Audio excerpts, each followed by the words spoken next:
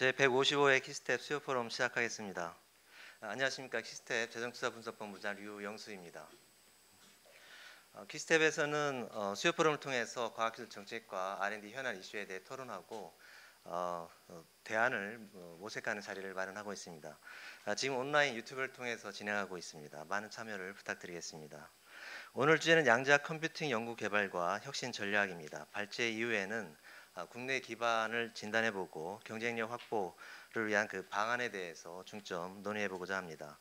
발표에 앞서서 한국과학기술기획평가원 정병선 원장님의 인사 말씀이 있겠습니다.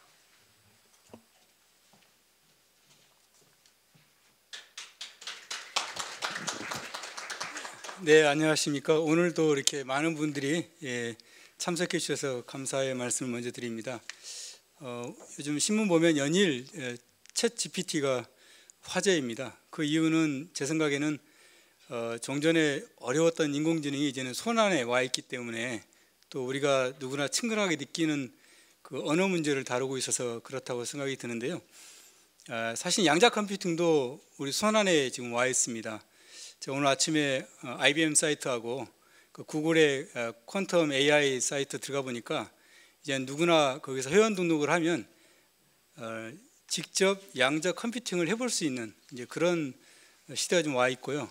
심지어는 그 양자 컴퓨팅을 활용해서 논문을 쓰는 게 논문으로 채택이 되는 그런 그 숫자도 점점 올라가고 있다고 합니다. 그래서 그만큼 이제 양자 컴퓨팅이 우리 가까이 와 있고요. 그리고 또 이 부분이 이제 중요한 이유는 국방에 특히 보안, 안보 이쪽에 굉장히 지대한 영향을 미치기 때문에 우리가 독자적 그 기술적 우위를 확보하는 게 절대적으로 필요한 영역이라고 생각이 됩니다. 아까 말씀드렸던 것처럼 이제 IBM이나 구글 쪽에서 대규모 투자를 지금 주도하고 있지만 또 요즘은 이제 스타트업들도 양자 컴퓨팅 쪽에 투자를 많이 하고 있고요. 국가적으로는 미국이 얼마 전에 그 내셔널 퀀텀 컴퓨팅 이니셔티브를 발표해서 2022년에 약 30억 달러 자금을 지원하겠다고 발표를 했고요. 중국 같은 경우에도 알리바바가 이제 150억 달러, 그리고 베이징 양자정보과학 국립연구소 건설을 지금 100억 달러 투자를 하고 있는데 거기에 비해서 저희는 상당히 지금 뒤처진 상황입니다.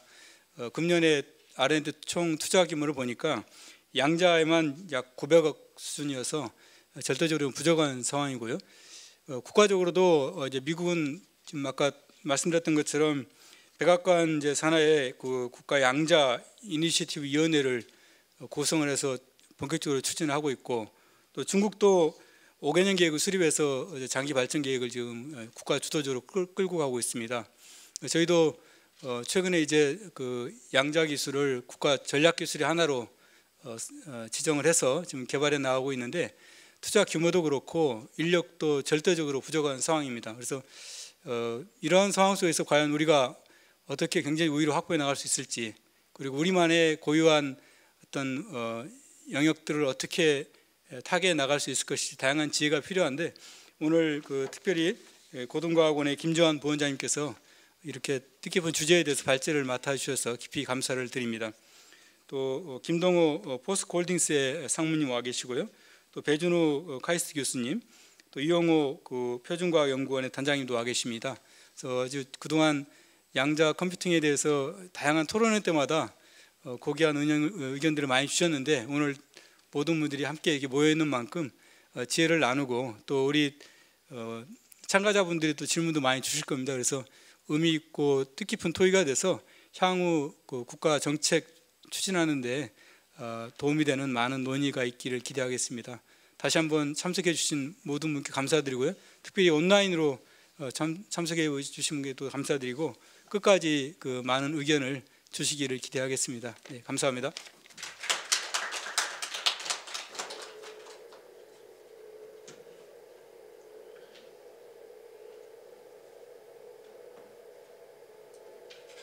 네, 오늘 주제 발표 고등과학원 김재환 부원장님께서 해주시겠습니다.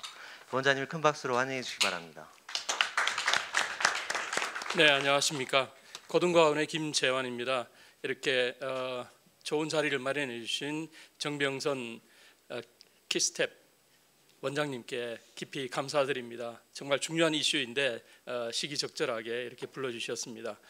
제가 제가 부탁받은 주제는 양자 컴퓨팅 연구 개발과 핵심 전략인데 사실은 저는 기초과학 이론 연구를 하는 사람이라서 이런 핵심 전략 이런 데 대해서는 제가 별로 조예가 없습니다. 물론 키스텝이나 아니면 여기 패널로 참가해 주신 분들께서 훨씬 더 저보다 잘 해주실 거라고 생각합니다. 대신 여기 양자 정보 기술 또는 대표적으로 양자 컴퓨팅 기술에는 사실은 그 기본에 대한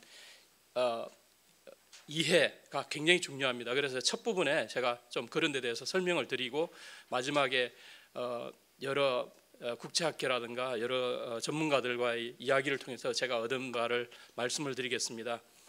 제가 주로 말씀을 드리는 것은 양자, 나노와 디지털을 넘어 이런 주제로 이야기하고 우리가 현재 전 세계적으로 디지털 강국으로 알려져 있습니다. 이 디지털 강국에 머물지 말고 양자 강국으로 나가야 된다. 이런 의미에서 말씀을 드리겠습니다. 이 양자 기술에서 양자 컴퓨팅만 우리가 많이 이야기가 되고 있지만 사실 여기에는 양자 암호 통신 그리고 최근에 와서 많이 이야기가 되고 있는 양자 센서, 양자 계측, 양자 이미징 등 새로운 기술들이 마구마구 등장하고 있습니다. 물론 이것들이 다 초기 단계이고 아직 언제 제대로 실현이 돼서 우리한테 먹거리를 제공해 줄지 여기에 대해서는 잘 모릅니다. 우선 2023년 Breakthrough Prize in Fundamental Physics 받으신 분들을 소개해 드리겠습니다. 이분들은 노벨상을 받은 것은 아니지만 노벨상을 받을 수 있도록 그 이론적인 연구를 해주신 분들입니다. 여기 처음에 보이는 브라사드, 찰스 베넷 이 두 분은 양자 암호와 양자 텔레포테이션을 발명했고요. 그 다음에 여기 피터 쇼는 양자 소인수분해 알고리즘을 1990년대에 발명했습니다. 그리고 여기 데이비드 도이치 옥스퍼드 대학교 교수는 양자 병렬 알고리즘에 대한 개념을 처음으로 말했습니다. 그리고 2022년 노벨 물리학상은 프랑스의 알랑 아스페, 미국의 존 클라우저, 그리고 오스트리아의 안톤 자일링거 이 세 분이 받았습니다. 이분들은 얽힌 광자 실험으로 벨 부등식이 위배됨을 실험적으로 보였습니다. 그리고 이것으로 인해서 양자 역학, 우리가 지금 현재 알고 있는 양자 물리가 제대로 된 것이라는 것을 증명을 하셨고 이를 이용해서 양자 정보 과학이 이제 들어서게 된 그런 공로를 세우신 분들입니다. 사실은 2012년에 노벨 물리학상을 받으신 분들이 있습니다. 물론 20세기 쭉 걸쳐서 최근까지도 노벨 물리학상은 대부분이 양자 물리학에 대한 겁니다. 그런데 특히 양자 정보 과학이라고 해서 노벨 물리학상을 받은 분은 이분들이 처음입니다. 아로시, 와인랜드 이 두 분은 단일 양자계, 보통 우리가 물질을 다루면 원자나 분자나 이런 양자라고 부를 수 있는 그런 시스템이 어마어마하게 많이 들어있습니다. 10의 20승계, 10의 23승계 이렇게 들어있습니다. 그렇지만 이분들은 광자, 전자, 원자 이런 단일 양자계를 조작하고 측정한 공로로 양자 정보 연구에 공헌을 하였습니다. 다음 우리가 많이 쓰는 용어 우선 좀 말씀드리겠습니다. 영어권에서는 퀀텀 그러면 그냥 퀀텀입니다. 그거 이외에 다른 게 있을 수가 없습니다. 근데 우리나라 사람들은 양자 그러면 뭔가 아는 것 같습니다. 그래서 오히려 우리 소통에 더 힘듭니다. 오히려 중국 사람들은 한자로 쓰니까 괜찮고 일본 사람들도 한자로 쓰고 발음도 다르게 합니다. 그래서 오히려 혼동이 없는데 우리나라 사람들은 양자 그러면 그냥 아는 것 같습니다. 여기 보면 두 사람 양자 회담 그러면 둘이서 하는 회담, 양자 그러면 뭐 남의 집 아이 데려다 키우는 양자. 이거는 뭘까요? 양자강의 양자입니다. 이건 뭘까요? 일본 사람들은 원자 핵 안에 있는 프로톤, 우리는 양성자라고 하는데 이걸 갖다 양자라고 합니다. 그래서 일본 책 많이 읽는 분들은 양자 그러면 그거? 근데 그게 아닙니다. 오늘 말씀드릴 거는 헤아릴 양자 양자입니다. 그리고 또 우리는 인포메이션을 정보라고 부르는데 일본하고 우리는 인포메이션하고 인텔리전스 둘 다 정보라고 부릅니다. 인텔리전스라는 말은 사실은 좀 무서운 겁니다. 스파이 행위를 갖다가 인텔리전스라고 부릅니다. 군 첩보기관 뭐 이런 거가 인텔리전스입니다. 그래서 중국이나 대만에서는 정보 그러면 아예 이거는 첩보 행위를 이야기합니다. 그렇지만 중국에서는 인포메이션은 신식이라고 그러고 대만에서는 자신, 자료라는 것이죠. 캐물을 신입니다. 저는 이 데피니션이 대만식 표현이 제일 마음에 듭니다. 자, 오늘 말씀드릴 것의 요약이 이 페이지입니다. 양자 나노와 디지털을 넘어 양자 물리학은 우리가 알고 있는 한 자연의 궁극적 원리입니다. 그렇다면 궁극적 기술이 나타난다면 양자 물리학이 들어갈 수밖에 없습니다. 그런데 20세기에 걸쳐서 여러 양자 물리학에 기반한 여러 가지 기술들이 만들어졌습니다. 사실 여기 주변에 있는 모든 것이 양자 물리학이 들어가지 않은 게 없습니다. 실제로. 자, 그런데 그 중에서도 특히 20세기 정보통신 기술은 양자 물리학에 힘입은 바 큽니다. 지금 우리가 쓰고 있는 컴퓨터, 그다음에 스마트폰, 그다음에 여러 가지 다 양자 물리학에 들어갔습니다. 그렇지만 양자 컴퓨터라고는 부르지 않습니다. 그런데 이 20세기 정보통신 기술에서는 양자 물리학이 하드웨어의 원리로만 쓰였습니다. 그런데 하드웨어의 원리로 쓰였는데 더 작게 만드는 나노 기술을 타고 왔는데 이제 더 이상 더 작아지기 힘들 지경에 왔습니다. 여기 한계에 도달했습니다. 그런가 하면 20세기 정보통신 기술의 정보 이론은, 그러니까 물질적인 부분이 아니라 소프트웨어나 운영체제, 이 부분은 디지털입니다. 0, 1로 된 디지털입니다. 양자 물리학하고 아무런 관계가 없었습니다. 그런데 이제 우리가 21세기에 이제 개척해 나가야 할 양자 정보 과학에는 양자 물리학이 하드웨어뿐만 아니라 소프트웨어, 운영체제 모두에 관여를 하게 됩니다. 그래서 양자 물리학이 하드웨어, 소프트웨어, 운영체제에 적극적으로 이용되면서 양자 컴퓨터, 양자 암호, 그다음에 양자 센서, 양자 계측, 양자 이미징, 이런 새로운 기술들이 만들어집니다. 그런데 이게 디지털로 하는 것보다 조금 더 나아진다, 이런 게 아닙니다. 디지털로는 불가능한 것들을 해내겠다 하기 때문에 지금 우리가 이걸 해야 한다는 것 말입니다. 우선 비트, 우리가 익숙한 비트를 보겠습니다. 비트는 영어에서는 a bit of something, 그러면 조금이라는 뜻이지만 여기서 말하는 비트는 바이너리 디지털 줄임말입니다. 이진수입니다. 뭔가 표현할 때 두 가지 중에 하나 이렇게 이야기하죠. 흑백, 앞뒤, 위아래, 왼쪽, 오른쪽, 남녀, 노소, 음량 다 두 개 중에 하나입니다. 특히 우리가 어릴 때부터 했던 스무고개라는 게임이 있는데 여기서 아니오와 예, 0과 1입니다. 바로 그게 이진수를 나타내고 그걸로 스무고개를 하면은 2의 20승계 100만 곱하기 100만 1000 곱하기 1000 100만 가지를 나타낼 수 있습니다. 스무고개로. 그래서 휠러라는 물리학자는 모든 것을 비트로 나타낼 수 있다. 그래서 it from bit라는 말을 했습니다. 그렇지만 우리 동양에서는 벌써 수천 년 전부터 음양, 역경에 여기서 음양으로서 모든 세상의 변화를 나타내려고 시도를 한 바 있죠. 특히 우리나라 사람들이 왜 디지털에 강한가? 저는 생각해 보니까 우리가 수천 년 동안 비트를 갖고 놀았습니다. 그죠? 그다음에 우리 태극기를 보면 우리 태극기 여기 사 개가 다 비트입니다. 그런데 제가 주목하고 싶은 것은 이 태극기 한가운데 있는 태극입니다. 제가 뭐 여기서 주역이나 주술이나 뭐 이런 거 하려는 게 아닙니다. 이게 보면 태극은 뭐하고 닮았습니까? 제가 보기에는 영어의 Q라는 글자하고 닮아 있습니다. 그래서 Q 비트, 제가 오늘 말씀드릴 키워드 중에 하나가 바로 퀀텀 비트, Q 비트, 양자 비트라고 합니다. 이건 0, 1이 아니라 0과 1이 역동적으로 변화하는 그런 걸 말합니다. 태극하고 조금 비슷한 개념이라고도 할 수 있겠습니다. 양자 물리학은 1900년에 처음 논문으로 등장했습니다. 1874년 막스 플랑크의 지도 교수는 이제 물리학을 하려는 학생한테 그랬습니다. 야, 물리학은 이제 다 끝났어. 할 거 별로 없어. 이렇게 이야기했습니다. 그렇지만 막스 플랑크는 물리를 이해한다는 것 자체가 재미있어서 물리학을 했습니다. 그런데 이 사람이 1900년에 양자 물리학에 관한 논문을 처음으로 썼죠. 그다음에 1899년 미국 특허 청장이었던 찰스 두웰은 이 세상에 이제 발명될 만한 건 다 발명되었다라는 말을 했던 걸로 알려져 있습니다. 잘못 인용됐을 수도 있습니다. 그런데 당시 분위기를 본다면 산업혁명, 전등, 무선전신, 영화가 막 나타나고 온갖 것들이 다 발명되고 있습니다. 마치 요즘 스마트폰, AI로 뭐든지 할 수 있는 것처럼 이렇게 착각이 되듯이 당시도 모든 것이 다 됐다라고 생각했습니다. 당시 뉴턴의 고전역학은 절정에 달해서 라플라스의 결정론적인 세계관이 지배하고 있었습니다. 그리고 맥스웰은 전기와 자기를 합한 전자기파가 바로 빛이라는 것을 알게 됐습니다. 그런데 이렇게 발명된 양자물리학은 1900년에 플랑크가 흑체 복사를 설명했고 에너지의 양이 퀀터트입니다.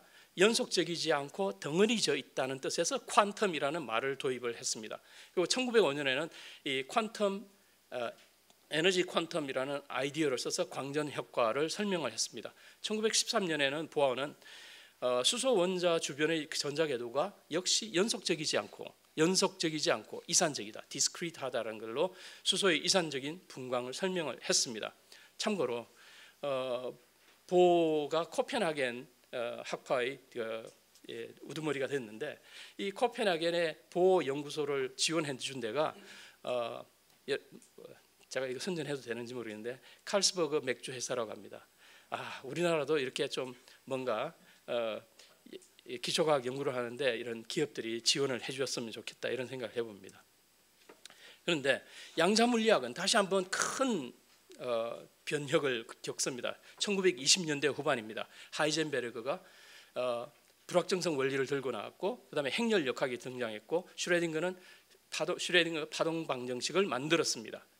그래서 양자물리학이 이론적으로 거의 완벽해지는 순간 보어와 아인슈타인의 논쟁이 있었습니다. 두 사람 다 양자물리학의 아주 기반에 엄청난 기여를 했던 사람인데 1920년대 후반에 나온 양자 중첩이라든가 측정이라든가 이런 문제에 대해서 동의를 할 수가 없었습니다. 특히 아인슈타인은 결정론적인 세계관을 갖고 있었습니다. 고전물리학에서 측정은 이미 정해져 있는 물리량을 있는 그대로 결정론적으로 읽어낼 따름이다라고 했지만 아인슈타인은 거기에 충실했지만 양자물리학의 새로운 양자물리학은 측정은 여러 가능성이 있는 물리량 중에서 하나를 여러 가능성이 있다는 말은 이 실제 양자 상태 안에 여러 가지 가능성이 있는 것들이 중첩이 되어 있다는 말입니다. 슈퍼포즈 되어 있다는 거예요. 서로 위에 여러 가지 가능성이. 그래서 이것들 중에 측정을 하면 그것들 중에서 딱 하나를 확률론적으로 나타나서 된다는 겁니다. 그래서 이걸 보고 아인슈타인이 불만해서 신은 주사위 노름을 하지 않는데 이런 말을 했습니다. 또 측정으로 한번 정해진 물리량의 값에 맞춰서 그 상태도 정해져 버립니다. 그러니까 여러 개 중첩되어 있던 게 그 중에 하나로 정해집니다. 이걸 갖다가 보통 파동함수의 붕괴 뭐 이렇게 이야기하는데 측정에 의해서 상자 상태가 정해진다는 말이죠. 이것도 아인슈타인이 불만스러워서 야 그러면 저기 달이 있는데 달이 있는지 없는지 모르겠죠. 달을 아무도 쳐다보는 사람이 없다면 달이 없다는 말이야? 측정을 안 한다면 없다는 말이야? 이런 이야기를 했습니다.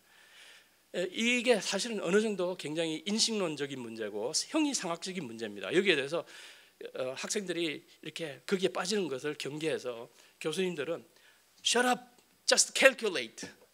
왜냐하면 양자역학이 잘 모든 걸 기술적으로 뭔가 만들어내고 하는 게 잘 되고 있으니까 쓸데없는 형이상학적인 그런 생각하지 말고 그냥 양자역학 이용해서 뭐 해. 실제로 그렇게 해서 연금술이 화학이 됐습니다. 연금술 엘크미라 그러죠. 근데 멘델레이에프 주기율표 같은 것은 수백 년에 걸쳐서 쌓인 경험이 있는데 왜 그렇게 주기율이 나타나는지에 대해서 아무도 이해를 할 수 없었는데 양자물리학으로 인해서 이해를 하게 되고 우리가 진정한 의미의 케미스트리를 누리게 된 겁니다. 그다음에 우리가 20세기에 밝혀지게 된 생명 현상, 유전자 현상, 그다음에 냄새 맡는 거, 맛보는 거, 눈으로 보는 거. 그다음에 중요한 거는 햇볕을 받아서 그것이 분자를 구조를 바꿔 가지고 우리가 먹을 수 있는 에너지 형태로 주어지는 것. 광합성. 이것도 양자물리학으로 설명이 됩니다. 특히 우리가 주목하는 것은 반도체, 레이저. 이건 양자역학으로 바로 발명이 됐습니다. 그렇게 해서 20세기 정보통신 기술의 혁명을 일으켰는데 이제 와서 이 부분을 1차 양자혁명이라고 합니다. 1차라는 말이 붙은 것은 우리가 2차를 맞이하고 있기 때문에 여기 옛날 일을 1차라고 붙인 겁니다. 1차 양자혁명은 요약하자면 양자물리학이 물질 부분, 정보기기로서는 하드웨어 부분을 담당하게 됐다는 겁니다. 자, 그래서 20세기 정보통신기술은 하드웨어는 양자물리학 기반을 했고 소프트웨어나 운영체제는 양자물리학하고 관계없는 정보이론에 기반했다는 겁니다. 자, 이 나노기술은 나노미터는 1m의 10억분의 1입니다. 탄소 결합거리, 다이아몬드나 수치나 흑연이나 뭐 이런 거 탄소 결합거리는 원자 사이가 0.1 내지 0.2 나노미터입니다. 인텔의 창업자였던 무어는 회사를 운영하면서 수십 년 동안 보니까 반도체 칩에 들어가는 트랜지스터 개수가 3년에 4배로 늘어난다는 걸 알게 됐습니다. 그래서 이걸 갖다가 무어의 법칙이라고 하죠. 근데 이게 언제까지나 계속될 수 있느냐? 원자 사이 거리가 수 나노미터 이하로 되면은 양자 물리학이 지배하는 미시 세계가 들어가게 되고 양자 불확정성 원리에 의해서 비트 0과 1이 불분명해집니다. 예해야 될 게 아니오가 되고 아니오해야 될 게 예가 되면은 디지털 정보 처리는 치명적입니다. 무어 법칙의 끝이고 나노의 한계입니다. 그게 바로 지금 뭐 TSMC하고 삼성이 3나노, 4나노 가지고 다투고 있는 그 상황입니다. 그런데 양자물리 현상을 소극적으로 피하지 말고 적극적으로 이용하자는 것이 오늘 우리가 이야기하는 양자정보과학기술입니다. 이게 바로 요즘 사람들이 2차 양자혁명이라고 하는 겁니다. 그래서 양자물리학이 물질 그다음에 하드웨어에 적용되는 것은 그대로인데 훨씬 고도화되어야 됩니다. 그리고 정보 그 자체에도 양자물리학을 우리가 써서 이해를 해야 되고 그걸 다루는 소프트웨어나 운영체제도 양자물리학을 해야만 하는 겁니다. 정리하자면 디지털 정보를 양자물리학으로 만들어진 하드웨어에 담아왔습니다. 나노테크놀로지가 발전하면서 더 작게 만들면서 이 그릇에 어마어마한 디지털 정보를 담았습니다. 근데 이게 훨씬 고도화되어야지 양자 하드웨어에다 양자 정보라는 걸 담게 된다는 말씀입니다. 자, 양자 물리학은 하드웨어를 제공했습니다. 정보 이론은 소프트웨어와 운영 체제를 했습니다. 그래서 이게 양자 정보과학으로 왔는데 이제 이 양자 물리학에는 여러 가지 고전 물리학에 없던 그런 특성이 있습니다. 양자 중첩입니다. 사실은 양자 중첩이 제일 키 컨셉트입니다. 이걸로 중첩이 되니까 제한된 자원으로 어마어마하게 큰 계산 공간을 제공할 수 있고 이걸 양자 병렬성이라고 합니다. 그래서 양자 컴퓨터는 디지털보다 지수 함수적으로 크고 빠른 계산을 할 수 있을 거라고 생각됩니다. 그 다음에 양자 정보는 복사가 불가능합니다. 또 양자 측정은 한번 측정하면 그 전으로 돌아갈 수가 없습니다. 비가역적입니다. 측정에 의한 양자 상태의 붕괴라고 그러죠. 바로 아인슈타인이 불만을 표시했던 그런 이야기들입니다. 이걸 이용해서 우리가 양자 암호, 통신의 절대 보안을 제공하게 됩니다. 양자 얽힘은 재미있게도 바로 아인슈타인이 양자 물리학의 문제점을 지적하기 위해서 생각했던 아이디어 EPR, 아인슈타인 포돌스키 로젠의 그 페어, 그게 바로 작년의 노벨상 주제였습니다. 잠깐 나중에 말씀드리겠습니다. 이걸로 해서 양자 얽힘은 그 전에 어떤 고전 물리학에서도 볼 수 없었던 희한한 양자 상관성을 보입니다. 그래서 양자 원격 전송, 텔레포테이션이라는 겁니다. 그다음에 양자 센서, 양자 계측, 양자 이미징 등 여러 가지 새로운 기술을 만들게 됩니다. 자, 우선 제가 말씀드린 대로 양자 중첩 뭐가 그렇게 중요한데 이게 보시면 양자 이제 이 글자 아까 말씀드린 대로 익히셨겠죠? 그다음에 중첩 겹쳐진다는 겁니다. 이 첩자를 한번 보십시오. 첩첩이 쌓여 있지 않습니까? 이게 퀀텀 슈퍼포지션입니다. 이걸 하기 위해서 제가 잠깐 질문을 드리겠습니다. 여기에 어떤 사람이 가는데 보통 사람을 우리가 두 가지로 구분하면 어떻게 하죠? 남녀도 있고 노소도 있습니다. 자, 여기 검문소가 2개 있어서 하나는 남자 출입 금지. 그럼 여자가 통과합니다. 그럼 여자 출입 금지 그러면 못 가죠. 그럼 여기 중간에다가 검문소를 하나 더 세우면 어떨까요? 다른 방식으로 소인 출입 금지. 예, 그렇게 해보겠습니다. 남자 출입 금지하면 여자가 갑니다. 소인 출입 금지가 그러면 여자는 노인도 있고 소인도 있으니까 노인이 가면 됩니다. 자, 노인입니다. 노인은 남자도 있고 여자도 있으니까 여자 출입 금지 그러면 남자가 통과하면 됩니다. 디지털 로직으로는 말이 안 되는 겁니다. 그렇지만 제가 이걸 설명하기 위해서 편광이라는 현상을 설명드리겠습니다. 빛이 이렇게 진행을 하면은 빛이 진행하는 방향에 수직된 방향에 2차원 평면이 생깁니다. 2차원 평면이니까 두 개의 수직 벡터가 만들 수 있겠죠. 그 중에 전기장이 빛이 진행한다 그러면 전기장이 진동을 하는 겁니다. 이 전기장이 진동하는 방향을 우리가 편광 방향이라고 합니다. 그래서 여기에 비율을 아까 남자, 여자, 노인, 소인 비율을 이 평강으로 해보겠습니다. 빛이 갑니다. 여기는 수평 평강만 통과합니다. 그러니까 수직 평강 출입 금지입니다. 여기는 수평 평강 출입 금지입니다. 그러면 아무것도 통과 못합니다. 근데 여기다가 마이너스 45도 평강 장치가 들어옵니다. 마이너스 45도 평강 장치가 딱 들어오면은 수평 평강은 처음을 통과했습니다. 그런데 수평 평강은 여기 보듯이 45도 마이너스 45도의 중첩으로 되어 있습니다. 중첩. 저는 이걸 갖다가 시옷 방식이라고 부릅니다.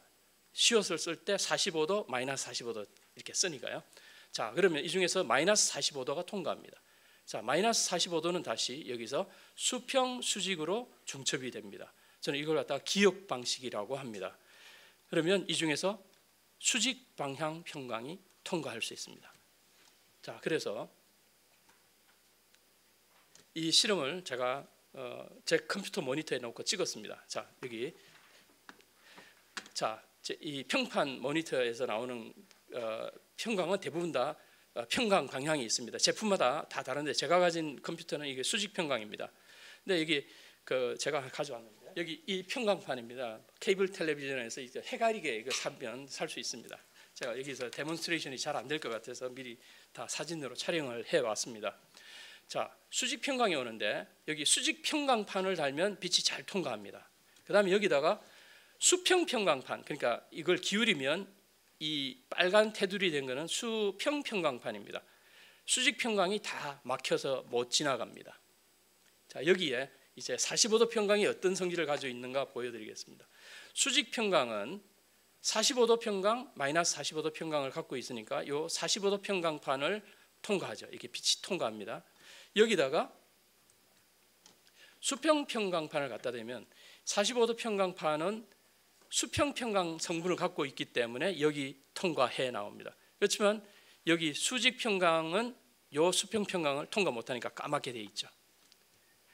자, 45도 평강은 또 수직 평강도 통과합니다. 여기 보시듯이 마이너스 45도 평강은 역시 수평 평강을 통과할 수 있습니다. 왜냐하면 그 수평 평강 성분을 갖고 있으니까.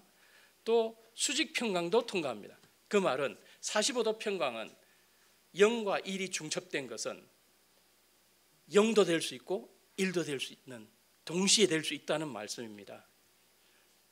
그렇지만 수직 평강은 1은 0이 될 수 없습니다.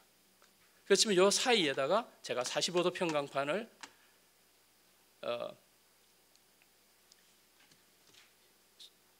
45도 평강판을 제일 앞쪽에다 넣으면 여전히 이 부분은 까맣습니다. 그다음에 맨 뒤에다가 넣어도 여전히 까맣습니다. 그런데 45도 평강판을 마이너스 45도 평강판을 중간에 끼워 넣으면 아까 보신 것 같이 남자 출입 금지, 소인 출입 금지, 여자 출입 금지 이렇게 하면 마이너스 45도 평강이 판에 의해서 여기 세 개가 겹친 부분에 통과하는 것이 생깁니다. 여기까지가 중첩의 원리를 설명드렸습니다. 나중에 자료를 보시고 한번 차근히 한번 생각해 보십시오. 자, 그럼 양자 컴퓨터에 대해서 말씀드리겠습니다. 양자 컴퓨터는 디지털 정보, 그러니까 우리가 디지털, 양자 비교하자면 디지털 정보는 비트입니다. 0 또는 1, 둘 중에 하나만 됩니다. 그런데 비트가 4개가 있으면 비트가 4개가 레지스터가 있으면 0000부터 1111까지 나타낼 수는 있습니다. 그렇지만 그 0000부터 1111까지 2의 4승, 2의 4제곱, 16, 16가지 중에 한 번에 하나씩만 나타냅니다. 그러니까 이 16가지를 다 하려면 16번을 반복해서 계산을 해야 된다는 말입니다. 근데 양자 비트는 큐비트라고 합니다. 그 전까지 우리가 그냥 쉽게 그냥 큐빗을 어떻게 뭐 이렇게 해서 B 밑에 시옷 받침을 썼는데 제가 제안을 해서 비트 어원을 밝혀서 쓰자고 했습니다. 그래서 큐비트는 0과 1이 동시에 될 수 있습니다. 중첩을 해서. 근데 이렇게 처음에 나오니까 2000년대 사람들이 오해하는 분들이 많이 있습니다. 아, 그거 예전부터 하던 거다. 퍼지 로직하고 혼동하는 거죠. 퍼지 로직은 애널로그입니다. 이거는 양자 컴퓨터는 디지털적인 성격을 갖고 있습니다. 퍼지 로직이 아닙니다. 그럼 큐빗 4개가 있다면 큐빗 각각이 0과 1의 중첩으로 주어진다면 0과 1 중첩 하면 이걸 갖다가 우리 중학교 수학 실력으로 쫙 전개를 하면 0000부터 1111까지가 모두 한꺼번에 레지스터에 올라갑니다. 2의 4승, 2의 4제곱 16가지가 모두 한꺼번에 레지스터에 올라가서 이걸 가지고 우리가 계산을 하게 된다는 말씀입니다. 그래서 사실 디지털 컴퓨터로도 우리가 병렬 컴퓨팅을 합니다. 디지털 컴퓨터를 뭐 100대를 묶어서 하면 100배가 빨라지느냐? 기껏해야 100배 빨라집니다. 그렇지만 양자 컴퓨터는 n 비트로 시작하면은 n 큐비트로 우선 바꾸고 그 다음에 n 큐비트가 되면 앞에 보여드린 것 같이 2의 n 승계로 2의 n 제곱배로 계산 공간이 커집니다. 그 계산 공간 내에서 계산을 하고 자, 그런데 중요한 것은 맨 마지막에 결국 우리가 측정을 하면은 n 개의 비트로 떨어지게 됩니다. 그래서 우리가 양자 컴퓨터를 갖고 있더라도 어떻게 계산해서 맨 마지막에 우리가 원하는 정보를 뽑아내느냐 하는 그걸 하는 양자 컴퓨터 응용 프로그램을 만드는 것, 소프트웨어를 만드는 그게 굉장히 중요합니다. 그래서 디지털 컴퓨터는 하드웨어는 양자 물리학으로 만들어졌지만 소프트웨어나 운영체제는 비트에 대한 정보 이론이고 양자 물리학하고 전혀 관계 없었습니다.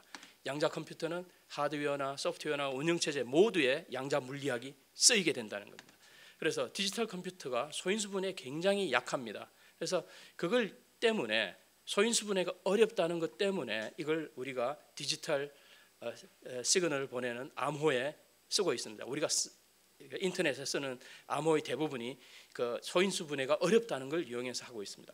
그런데 양자 컴퓨터가 나오면 이게 거의 여기 디지털 컴퓨터로는 n이 여기 지수 쪽에 가 있습니다. 그런데 양자 컴퓨터가 나오면 n이 그냥 n 3승 정도의 계산 과정이 걸리게 된다. 그러니까 n이 커지면서 디지털 컴퓨터로는 소인수 분해하는 것이 불가능하던 것이 불가능이 양자 컴퓨터로는 가능한 영역으로 떨어지고 양자 컴퓨터를 잘 만들면 그게 디지털 컴퓨터로는 불가능한 것이 한 몇 분 내에 또는 몇 시간 내에 풀린다는 겁니다. 그럼 지금 우리가 쓰고 있는 암호 체계가 와장창 무너진다는 거고 그래서 새로운 암호를 개발하고 뭐 이런 일들이 일어나게 됩니다. 자, 그러면 양자 컴퓨터는 곧 만들어질 건가? 아직 잘 모릅니다. 여태까지 사실은 최초의 양자 컴퓨터로 15는 3 곱하기 5라는 걸 한 것은 NMR 핵 자기 공명을 이용한 리퀴드 스테이트 NMR입니다. 핵 자기 공명을 이용한 양자 컴퓨터였는데 2000년에 했는데 지금 벌써 없어졌습니다. 이제 사람들 연구 안 합니다. 왜냐하면 이거는 큐비트 개수를 늘릴 수 없기 때문에. 큐비트 개수를 늘릴 수 있는 지금 가장 잘 나가는 것들이 바로 초전도 양자 컴퓨터입니다. 초전도 양자 컴퓨터가 지금 올해 IBM이 1000큐비트를 만든다고 합니다. 그 다음에 그것 말고 아이온 트랩은 지금 우리 나라 김정상 교수가 지금 아이온 큐라는 회사에서 일하고 있는데 약 30, 40 큐빗으로 정도 수준을 하고 있습니다. 근데 이쪽은 자연이 만들어준 큐빗이기 때문에 아주 좋은 큐비트이지만 이걸 갖다가 큐비트 개수를 마구 늘리는데 좀 어려움이 있다고 합니다.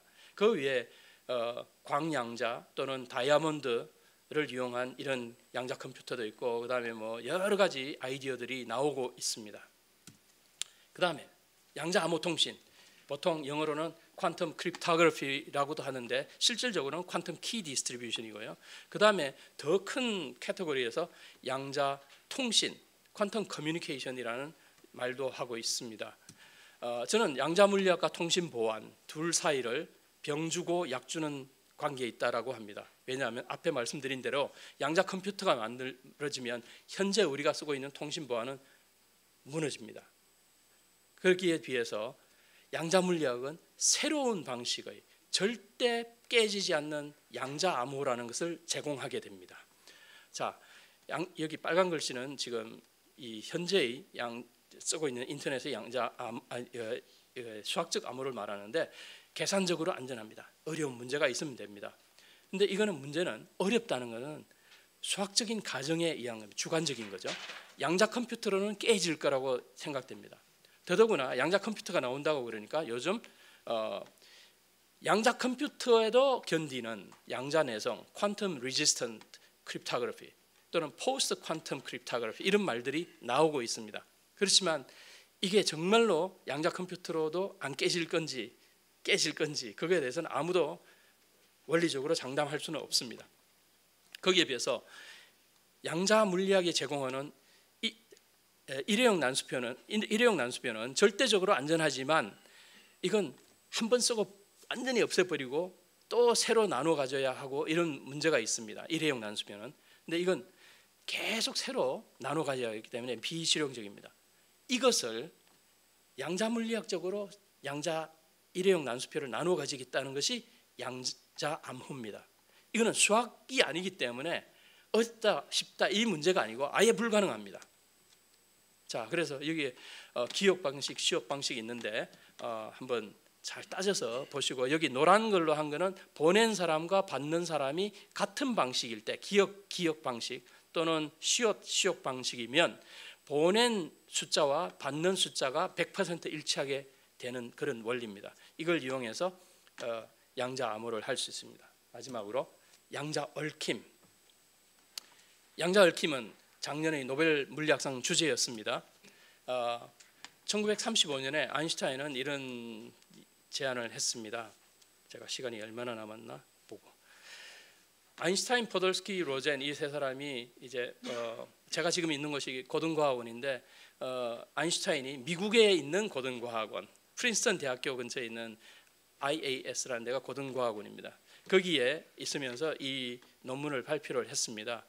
여기서 왼쪽으로 간 것과 오른쪽으로 간 어떤 부분이 서로 상관관계는 있을 텐데 이게 한쪽이 결정되면 다른 쪽이 그 즉시 결정된다는 것이 양자 물리학적인 추정인데 이걸 듣고 아인슈타인 말이 안 된다고 생각했습니다. 아니, 빛보다 어떤 것도 빨리 전달되지 않는 특수 상대성 이론, 그건 자기가 만든 이론이죠. 즉 국소성, 로켈리티라는 말은 어떤 여기에 뭔가가 일이 생기면 그 영향력은 이 공간을 거쳐서 가기 때문에 빛보다 빨리 알 수 없다. 로켈리티라는 말인데 그런데 지금 양자 측정에서는 한쪽이 결정이 되면 다른 쪽이 그 즉시 결정된다는 말이 야 그런 유령 같은 원격 작용이 말이 돼?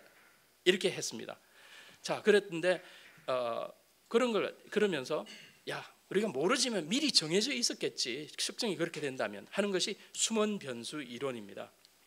자 이걸 갖다 1964년에 벨이 그럼 실험으로 그거 확인할 수 있는 방법이 있겠지 하고 만들어냈는데 자 아인슈타인이 말이 맞다면 어떤 상관관계가 어떤 숫자보다 작아야 된다라고 하는 것이 벨의 부등식입니다.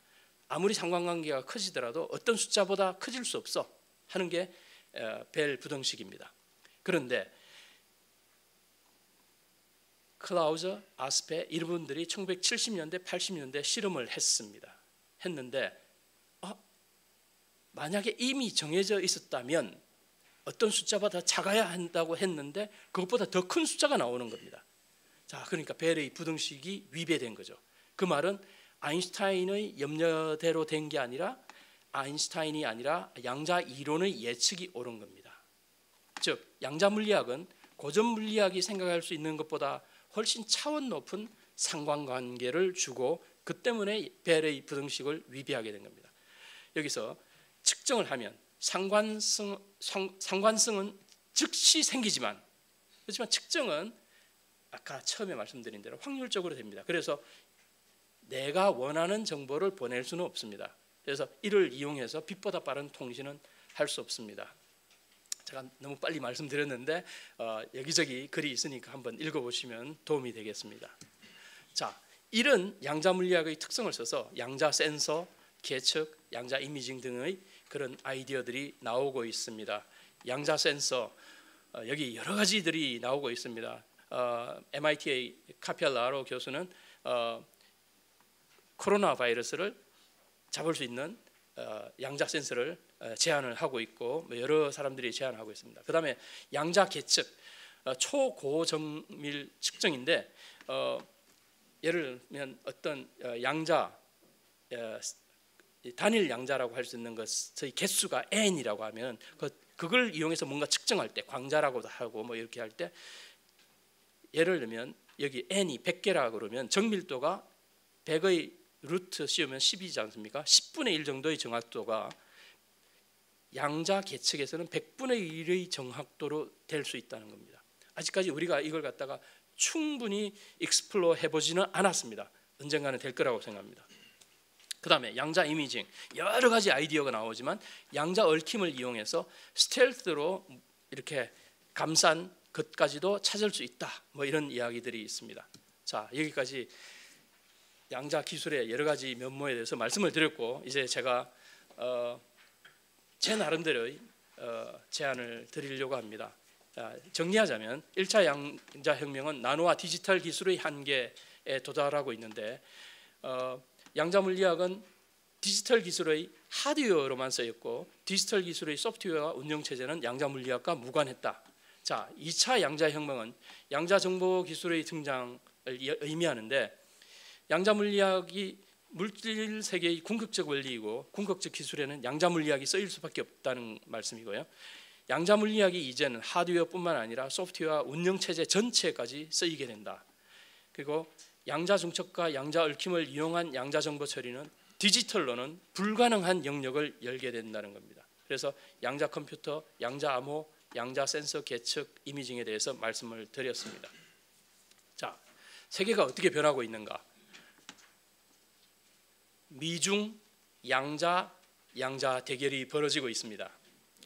이거는 1957년에 스푸트니크가 소련이 쏘아서 우주 궤도에 올라가고 나서 미국이 깜짝 놀랐습니다. 제2차 세계대전에 이겼던 미국은 우리가 최고다라고 생각하고 있었는데 소련이 벌써 우주선을 올린 거죠. 가가린이 올라갔다 오고. 그래서 케네디가 미국 과학교육 체제를 정비를 했습니다. 그래서 아폴로 우주 계획이 나오고 10년 만에 사람을 달에 보내겠다는 그 계획을 나중에 성공시켰습니다. 그래서 그런데 지금 현재 어떻게 되고 있느냐? 중국이 아주 잘 나가고 있습니다. 중국 정부가 천인 계획을 통해서 수많은 사람들을 끌어들였습니다. 예를 들자면 한 2005년경에 우리 고등과학원에서 양자 정보 관련한 학술대회를 한다 그러면 중국에 있는 교수다 뭐 학자들이 야, 거기 좀 나 좀 불러줘 이랬습니다. 2005년만 하더라도 지금 어림도 없습니다. 왜냐하면 그때 비해서 지금 한 20년 채 안 되는 기간 사이에 중국은 우리 몇십 배, 몇백 배로 올랐었습니다. 그래서 그랬는데 그걸 알고 미국이 2018년에 내셔널 퀀텀 이니셔티브라고 하는 걸 했습니다. 근데 미국하고 중국은 하는 방식이 좀 다릅니다. 미국은 산학 주도입니다. 아시다시피 IBM 양자 컴퓨터, 구글 양자 컴퓨터, 아이온큐 양자 컴퓨터, 그다음에 캐나다에도 여러 회사들이 있고, 그러니까 개인의 창의성, 기업의 창의성을 바탕으로 하고 있지만 중국은 이게 중요하구나 해서 정부 주도로 밀고 나가고 있습니다. 그래서 중국은 퀀텀 시텍에서 양자 상해 2000km 양자 암호를 했고, 그다음에 묵자호라고 해서 인공위성으로 유럽까지 연결하는 것을 했습니다. 양자 컴퓨터도 만들고 있습니다. 2020년에 구장 산술이라고 중국이 자랑하는 산수책이 있습니다. 조충지 중국 고전에 나오죠. 이런 사람들이 이름을 다 붙여서 양자 정보 기술을 세계에 자랑하고 있습니다. 그랬더니 2021년 11월 말 11월 달에 미국 상무부가 중국 QC텍을 포함해서 28개 기업에 제재를 했습니다. 군사 또는 핵 개발과 관련된 양자 컴퓨터 기술 개발에 제재를 하는 겁니다. 자, 이거는 조금 오래된 숫자입니다. 2021년 큐리아 LTD라는 데서 한 건데 당시 전 세계에서 돈을 얼마나 투자하고 있는가 하는 겁니다. 보시면 여기 보면 중국이 제일 많습니다. 10조, 우리 돈으로 10조 원. 근데 미국이 1조 원 정도 내셔널 이니셔티브에서 이렇게 했다고 하는데 사실 이거는 정부 돈이고 미국은 훨씬 많이 IBM, 구글, 아이온큐 등등 수많은 회사들이 있습니다. 그러니까 우리하고 하는 방식이 다른 거죠. 그런데 보시면 우리가 그때 2021년에 400억 정도를 했습니다. 우리하고 비슷한 데는 뉴질랜드입니다. 한번 보십시오. 캐나다가 조 단위, 영국도 조 단위, 네덜란드 조 단위, 독일 3조, 프랑스 2조, 오스트리아가 1,000억입니다. 유로피안 커뮤니티 플래그십이 조, 이스라엘이 4,000억입니다. 싱가포르이 1,000억입니다. 인도만 해도 조 단위입니다. 근데 우리가 400억을 하고 있었습니다. 올해 우리가 이제 예타를 하면서 처음에는 2조 단위로 하려고 하다가 예타, 뭐 그거는 한 8년인가에 걸쳐서 쓰는 거죠. 하다가 지금 9천억 정도로 조정하고 있습니다. 자, 근데 돈이 다가 아닙니다. 사실은 우리는 연구 후발주자인가? 우리한테 기회가 여러 번 있었습니다. 저는 2000년경부터 여기에 뛰어들었고 상당히 그때 기회가 있었는데 있다가 지워버리고 이런 일들이 좀 있었습니다. 기회를 잡고도 너무 미적거렸습니다. 그다음에 나노와 디지털에 만족하고 너무 오래 머물렀습니다. 그러니까 뭔가 선택과 집중이라는 이름 하에 뭘 하면은 다른 거 하지마 이런 식이었습니다. 그런데 양자정보 기술의 미래는 아직은 불확정적입니다. 아직은. 그렇기 때문에 우리가 늦은 건 아닙니다. 그리고 자연의 원리가 양자 물리학인 걸 우리가 인식한다면 이 양자 정보 기술은, 양자 기술은 언젠가는 이 다음 세대, 그 다음 세대의 기술의 총화가 될 것입니다. 그래서 양자 정보 기술을 연구 개발은 확실한 보상이 뒤따를 겁니다. 정책 제안을 드린다면 인력이 부족하다, 지금 말이 많습니다.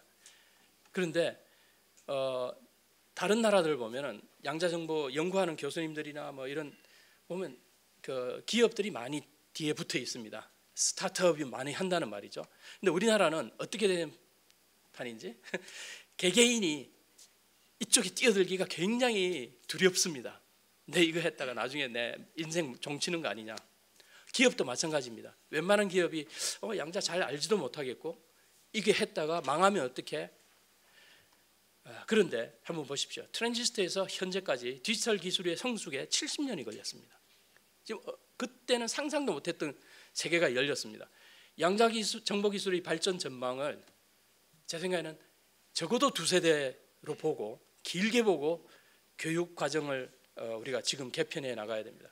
그 다음에 또 지금 사람이 없는 것 같지만 여러 엔지니어링, 여러 기술에 훌륭한 분들이 많이 있습니다.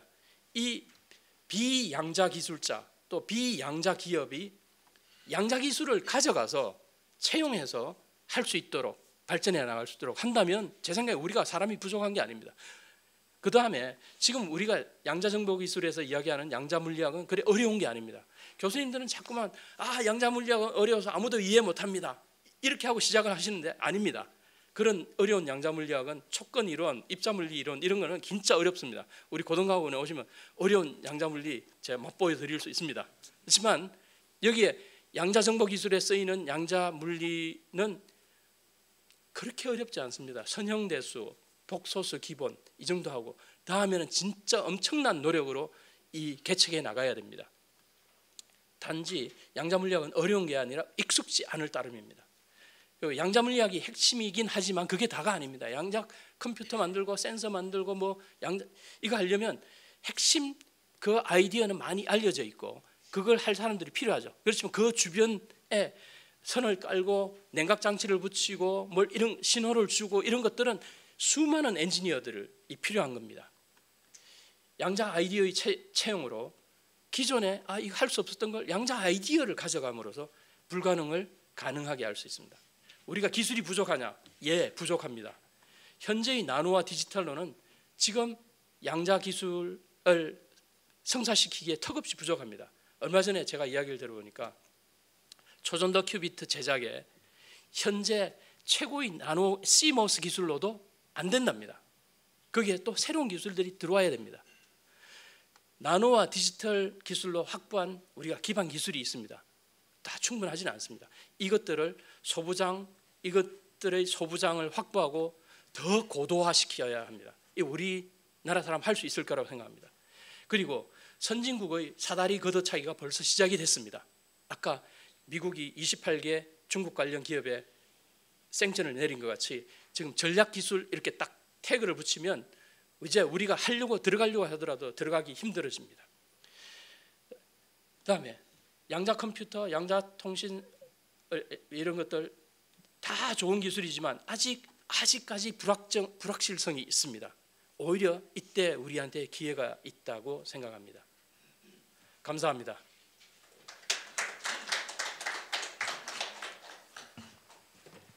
네, 부원장님 감사합니다. 열정적이고 또 재미있게 설명 주신 것 같습니다. 조금 더 요약을 하게 보면 개인이나 기업 투자 촉진을 위한 제도가 좀 필요하다는 말씀 주신 것 같고요. 또 장기적으로 교육과정 개편을 통해서 인력 양성이 필요하다는 부분도 말씀 주셨고 선행 기술이라고 하긴 좀 그렇지만 앞서서 저희가 확보했던 나노 기술, 디지털 기술들을 좀 더 고도화가 필요하다라는 부분을 강조해 주신 것 같습니다. 이어서 토론 시간 갖도록 하겠습니다. 토론해 주실 분 세 분 모셨는데요. 각 패널 분들께서는 한 7분 내외로 말씀 주시면 감사하겠습니다. 먼저 표준과학연구원의 이용호 단장님 오셨습니다. 큰 박수 부탁드리겠습니다. 예, 김재환 교수님 강의 잘 들었습니다. 언제나 그 열의와 재미있게 강의를 하시는데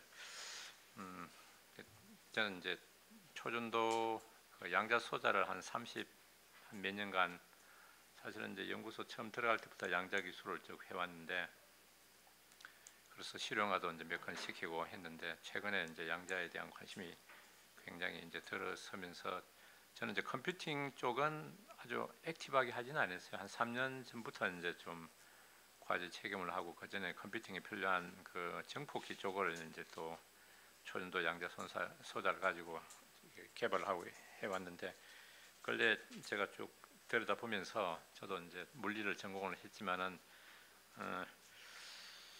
상당히 어렵다는 게 이제 갈수록 더 실감이 됩니다. 이제 어렵다는 게 이제 기술적으로 이제 난이도도 이제 있고 기술적인 이제 난이도도 있고 그다음에 또 전체를 이제 우리가 꿰뚫어 봐야 되는데 그런 게 우리나라가 아직 좀 부족한 부분이 많이 있습니다. 아까 김재환 교수님 그 연구비도 부족하고 인력도 부족하고 그럼 저는 거기 더 붙여서 이제 사회적인 인프라도 부족한데 사실 제가 볼 때는 그거는 굉장히 효율성을 우리가 가하면 좀 리소스 인풋 대비 아웃풋을 좀 효율적으로 만들 수 있다고 생각하는데 우리가 좀 상당히 부족하다고 하는 부분은 체계성, 이를테면 이제 기초 연구와 시스템 간의 연계, 나아가서 활용 간의 그 사다리 그런 부분을 우리가 체계적으로 만드는 그게 상당히 부족하다고 생각합니다. IBM이나 이제 구글 같은 IBM을 예를 들면 이제 거기는 원래부터 컴퓨팅 하던 회사고 그다음에 컴퓨팅 스트럭처 그다음에 뭐 이런 거에 대한 굉장히 노하우가 잘 돼 있고 그다음에 아예 초전도 기술로 한 30년 전에 컴퓨터를 하겠다고 디지털 반도체 기술이 되기 전에 아예 초전도로 컴퓨팅을 하겠다고 IBM이 한 30년 전에 했거든요. 그게 이제 쭉 이렇게 물 밑으로 있다가 지금 이제 다시 양자 컴퓨팅 하면서 이제 그 기술이 떠올랐는데 거기는 보면 IBM에 이제 아시겠지만 그런 그 기업이기는 하지만 우리나라의 대학 연구소 못지않게 기초 연구를 잘하고 있고 그다음에 시스템 연구를 잘하고 있고 컴퓨팅에 관련된 각종 아키텍처가 잘 돼 있고 어플리케이션이 잘 돼 있다 보니까 그러니까 알파부터 오메가까지의 이거 연계성이 굉장히 좋은데 우리는 이제 기초 연구는 상당 부분 그런 대로 좀 하고 있는데 어플리케이션 쪽에 이제 기업체들이 관심 있는 업체들도 좀 있는데 그게 좀 연계가 좀 안 되고 있어 시스템. 그래서 일부 이제 주로 물리학자를 중심으로는 기초 연구를 중심으로 해야 된다. 또 어떤 이제 어플리케이션 쪽에 있는 분들은 빨리 시스템을 만들어야 된다. 이제 그 갭이 좀 있어요. 그 갭을 이제 이런 정부 대형 과제나 저도 그 책임을 맡고 있는 사람 중에 한 사람이지만 그걸 연계를 우리가 어떻게 잘 할 수 있을 건가? 그게 제가 볼 때는 그 우리가 좀 신경을 많이 써야 될. 그게 이제 오늘 토의의 주제인 것 같기도 한데 결국 추진 체계와 이제 전략을 어떻게 우리가 잘 주어진 리소스를 극대화해 가지고 찾을 것인가? 그게 아마 오늘 주제 토론의 주제인 것 같긴 한데 그래서 제 말씀은 초반에 이제 1차적인 내용의 이제 핵심은 연계를 강화하는 체계를 이제 구축해야 된다. 그게 이제 제가 드릴 말씀이고 그다음에 양자 컴퓨팅을 그 개발하는 목적이 뭔가 결국 활용이거든요. 활용이라면 저쪽에 활용이 있는 쪽에 니즈 쪽에서 이 과제를 전체 이 연구나 이런 쪽을 드라이브를 해야 되지 않을까 그런 거를 제가 이제 좀 강하게 설명을 드리고 제안을 드립니다. 그러니까 기초 연구를 우리가 많이 한다고 해서 시스템까지 가지는 않거든요. 그래서 제가 절개하는 말이 요소 기술과 시스템 기술의 조합을 최적화하는 기술. 그게 우리나라가 지금 좀 당면에 한 큰 숙제가 아닌가 하는 생각을 하고 있습니다. 제 말씀은 1차로 이 정도로 하겠습니다. 네, 감사합니다, 선생님. 기초 연구하고 실용화 사이에 그 간극이 좀 있다는 말씀 주신 것 같고요. 정부 입장에서는 좀 연계 체계를 좀 구축하자라는 부분을 강조하신 것 같습니다. 이어서 포스코 홀딩스의 김동호 상무부님께서 네, 말씀 주시겠습니다. 예, 예, 안녕하세요. 예, 반갑습니다. 이제 주로 이제 이런 그 포럼에 오면 이제 뭐 교수님들이나 그다음에 연구소 분들이 많으신데 저는 좀 기업 입장에서 뭐 당연하게도 기업 입장에서 좀 말씀을 드리도록 하겠습니다. 그 본론으로 들어가기 전에 뭐 이제 그 아까 김재환 교수님께서 각국별로 이제 투자 현황에 대해서 잘 말씀을 해주셨는데 일단 국가별로 투자 현황을 보면 되게 지금 우리나라가 부족한 상황이고요. 이제 저희들 그러니까 우리나라와 경제력에서 뭐 어떻게 보면은 조금 우리나라보다 경제력은 앞서지만 뭐 전체적인 그 산업 전 세계 그 산업에서 차지하는 그런 포지션하고 상대적으로 좀 비슷한 독일 예를 좀 들고 싶어요. 이제 독일 같은 경우는 지금 굉장히 공격적으로 투자를 하고 있습니다. 이제 예를 들면은 뭐 저희 그 우리나라가 한 현재 지금 1년에 한 100억 한 120억 정도 이제 뭐 총량은 아까 이제 900억 정도 원래 이제 말씀을 하셨는데 900억 같은 경우는 이제 뭐 양자 컴퓨팅, 양자 커뮤니케이션, 그다음에 양자 센서까지 다 포함하는 양자 테크놀로지 전체에 대한 투자이고요. 이제 양자 컴퓨팅 쪽만 보면은 뭐 하드웨어, 소프트웨어 포함해 가지고 지금 한 제가 추산하건대 한 120억 정도 1년에 지금 투자를 하고 있는 상황인데 독일은 어느 정도 투자를 하고 있느냐 하면 1년에 거의 지금 3천억 정도를 양자 컴퓨팅 분야에만 투자를 지금 하고 있는 상황입니다. 이제 지금 저희들이 이제 그 예타 준비를 해서 예타가 통과되더라도 1년에 저희들이 거기서 투자할 수 있는 돈이 한 500억 정도 지금 되는 상황이고요. 뭐 3천억하고 500억을 비교를 해보면 또 상당히 차이 나는 그런 상황으로 어떻게 보면 그 독일도 약간 이제 그 양자 컴퓨팅 분야 약간 후발주자의 그런 그 위치를 점하고 있고 그다음에 그 우리나라도 굉장히 좀 뒤처져 그러니까 늦게 최근에 이제 시작하는 단계에서 우리도 좀 더 공격적으로 좀 투자를 하면 어떨까라는 생각이 들고요. 이제 그 각국 정부들이 상대적으로 이제 양자 테크놀로지에 포함되어 있는 세 개 분야 중에서 상대적으로 이제 양자 컴퓨팅 분야에 많이 투자를 하는 이유는 어찌됐든 그 미래의 그 기술, 세 가지 기술이 가져올 그런 상업적인 마켓을 보면 확실하게 양자 컴퓨팅이 다른 두 분야에 비해서 그 임팩트가, 상업적 임팩트가 큰 거는 사실입니다. 그런 사실에 기반해서 각국 정부들이 굉장히 공격적으로 지금 투자를 하고 있는 상황이고요.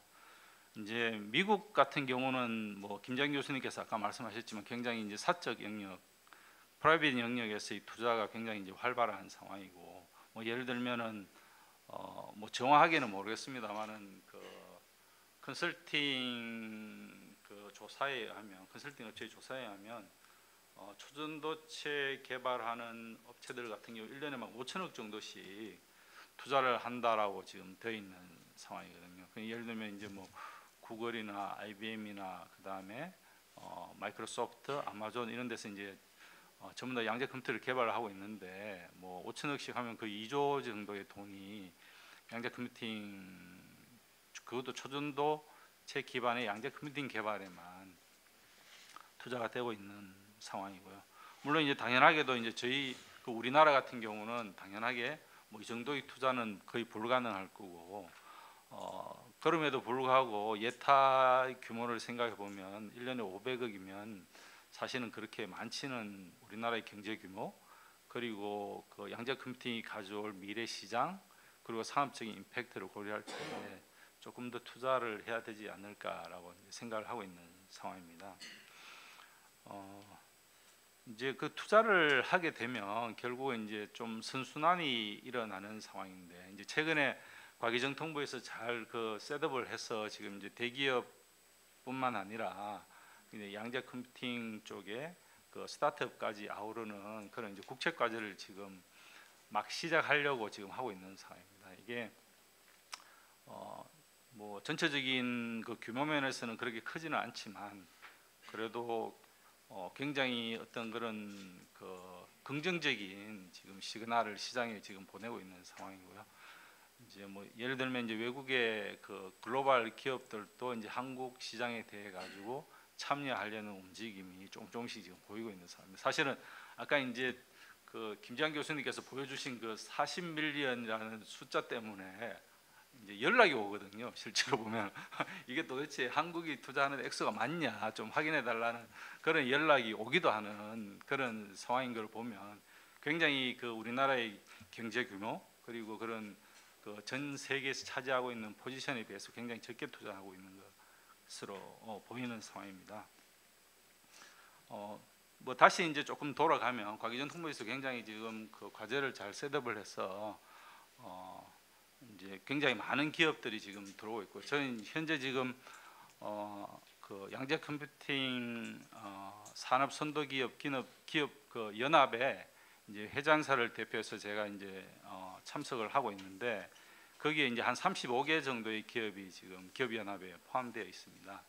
이제 그런 기업들도 이제 그 양자 컴퓨팅에 대해서 막연하게나마 알고 이제 참여를 하려고 하는 움직임으로 인해서 이제 기업연합에 참여하게 됐는데, 이제 과기정통부 그 과제로 인해 가지고 좀 더 이제 적극적으로 그런 그 기업연합에서의 콜라보레이션, 그리고 학교, 그다음에 연구소, 그다음에 외국의 글로벌 리딩 기업과의 그런 그 콜라보레이션을 통해 가지고 실제적으로 이제 막 스타팅 하려고 하는 그런 기업들이 점점 늘어나고 있는 상황입니다.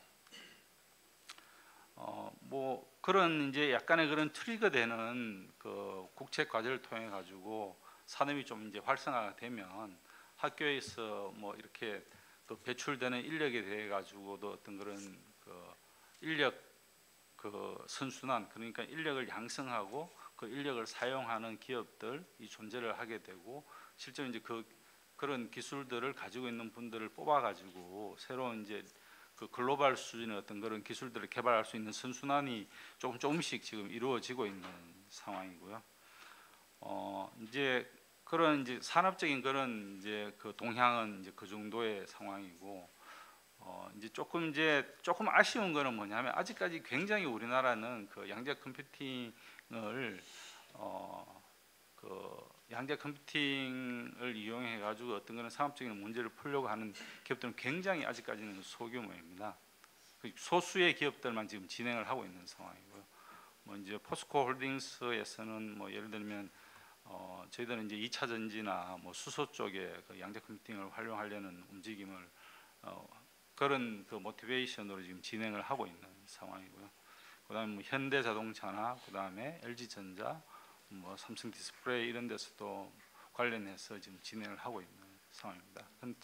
그렇지만 이제 그런 글로벌리 좀 이제 앞서가 있는 기업을 제외한 뭐 예를 들면 그 우리나라에 있는 그런 금융이라든지, 왜냐하면 이제 금융 쪽도 굉장히 큰 상업적 임팩트가 이제 예상되는 분야인데도 불구하고 아직까지 이제 금융 은행권이나 이런 데서는 아직까지 그 양자 컴퓨팅을 본격적으로 좀 이렇게 활용하려는 움직임은 아직까지 보여주지는 못하고 있는 상황이고요. 뭐 점차적으로 이제 조금씩 나아지라고 이제 생각을 하고 있습니다. 정부의 투자에 비례해 가지고.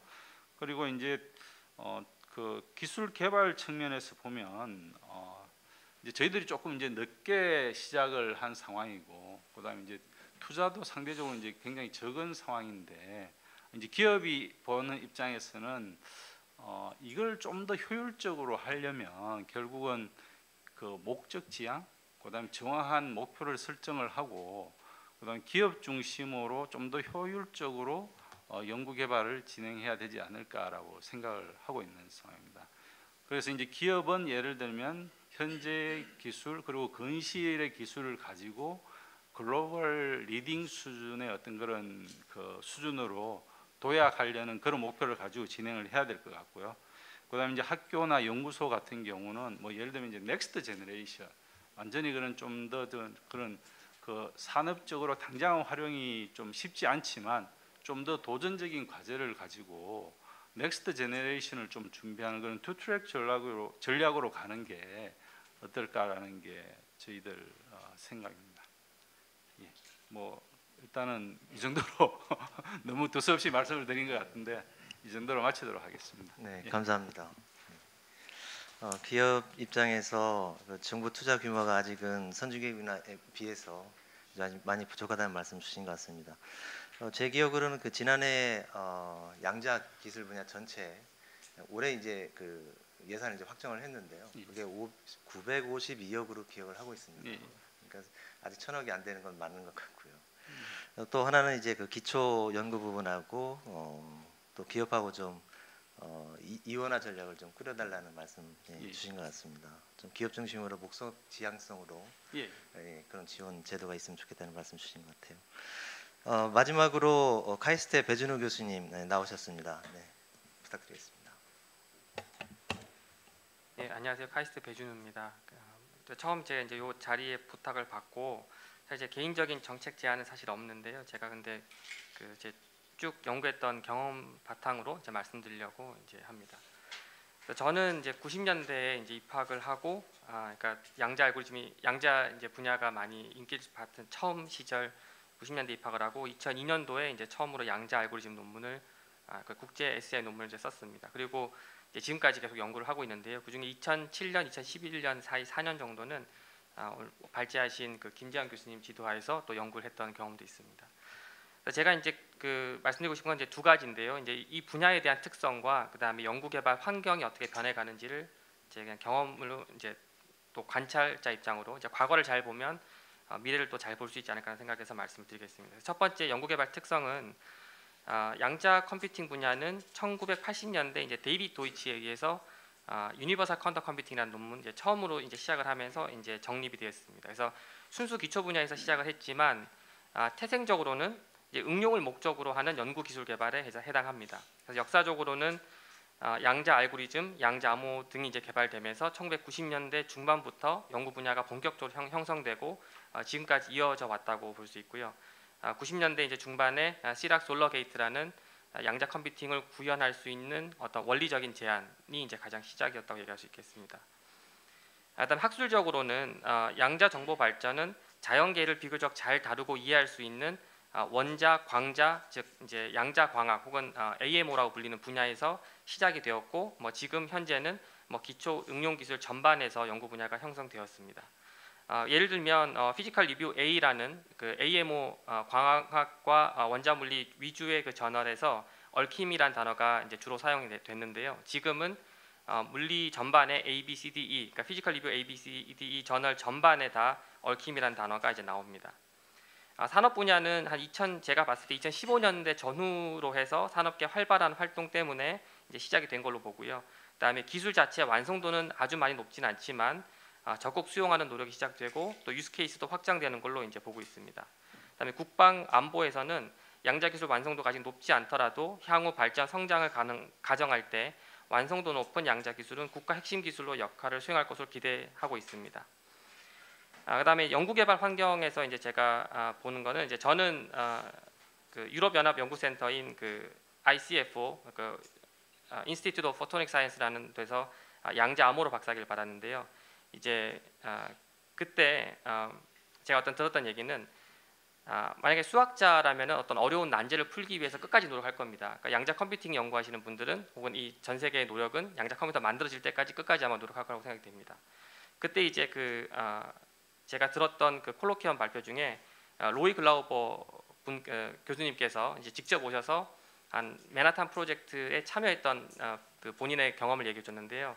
맨하탄 프로젝트에 참여했던 가장 나이 어리신 분이 로이 글라우버고, 로이 글라우버는 양자광학 분야 노벨상을 받으신 2005년도 노벨상을 받으신 분입니다.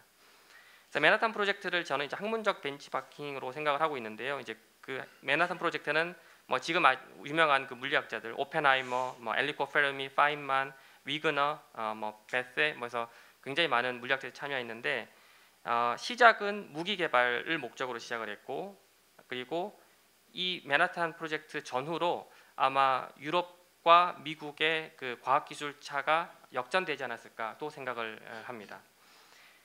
그리고 맨하탄 프로젝트 이후에 지난 1950년경부터 현재까지를 봤을 때 미국의 기초과학에 대한 R&D 규모는 아마 인류 역사상 최대이지 않을까 싶습니다. 그러면 그 대표적인 예가 아마 입자물리 가속기가 될 수도 있겠고요. 그러면은 기초 분야는 이런 응용 기술의 결과물로 생성되었다고 역사적으로 이제 관찰할 수도 있을 겁니다.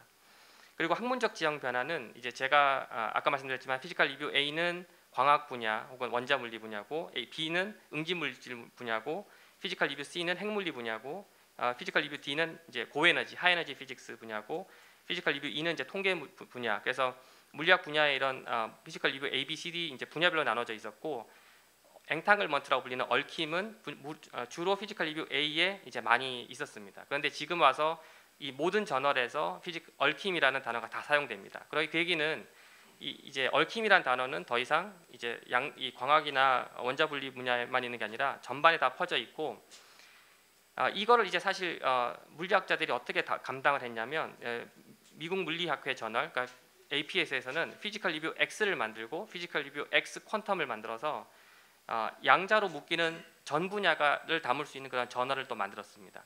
그러니까 이제는 이 학문적 지형이 어떤 그 규모의 물리학, 예를 들면은 우주 혹은 작은 세계 혹은 다룰 수 있는 광학 이렇게 가지 않고 양자라는 키워드로 우주에 있는 가능한 모든 분야가 다 모일 수 있겠다라고 생각이 되고요.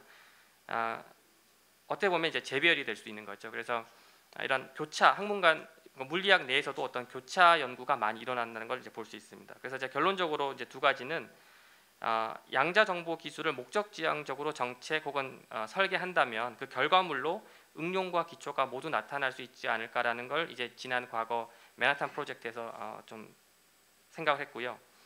두 번째는 이제 저 같은 경우는 항상 피지컬 리뷰 A라든가 혹은 다른 저널에 그 계열의 저널에 항상 논문을 냈는데 A, B, C, D, E에서 전부 얽힘이라는 단어가 나오고, 또 최근에는 그 입자 가속계에 나오는 데이터를 가지고 또 양자 알고리즘을 쓸 수 있겠느냐라고 질문도 드는 걸 보면은 이 지난 과거 한 50년 동안 지켜왔던 어떤 물리학의 구조가 상당히 새로운 패러다임에 부딪힐 수 있겠다고 생각이 들고요. 그런 지형 변화에 있어서 연구자로서는 어떤 새로운 이런 과정에서 과거의 어떤 지형만 생각하는 것보다는 새로운 학문 분야 혹은 이렇게 바꿔가면 좀 더 비전 있는 새로운 학문 분야 개척이 또 필요하지 않을까라고 생각을 했습니다. 제 얘기는 여기까지입니다. 감사합니다. 네, 교수님 감사합니다. 그 양자 정보 분야에서 학술적 영역 확장에 대해서 말씀 주셨고, 연구자들도 그런 패러다임 변화에 대처해달라는 당부신 것 같고요. 또 목적 지향적 정책하고 또 연구를 좀 설계해달라는 말씀으로 이해됩니다.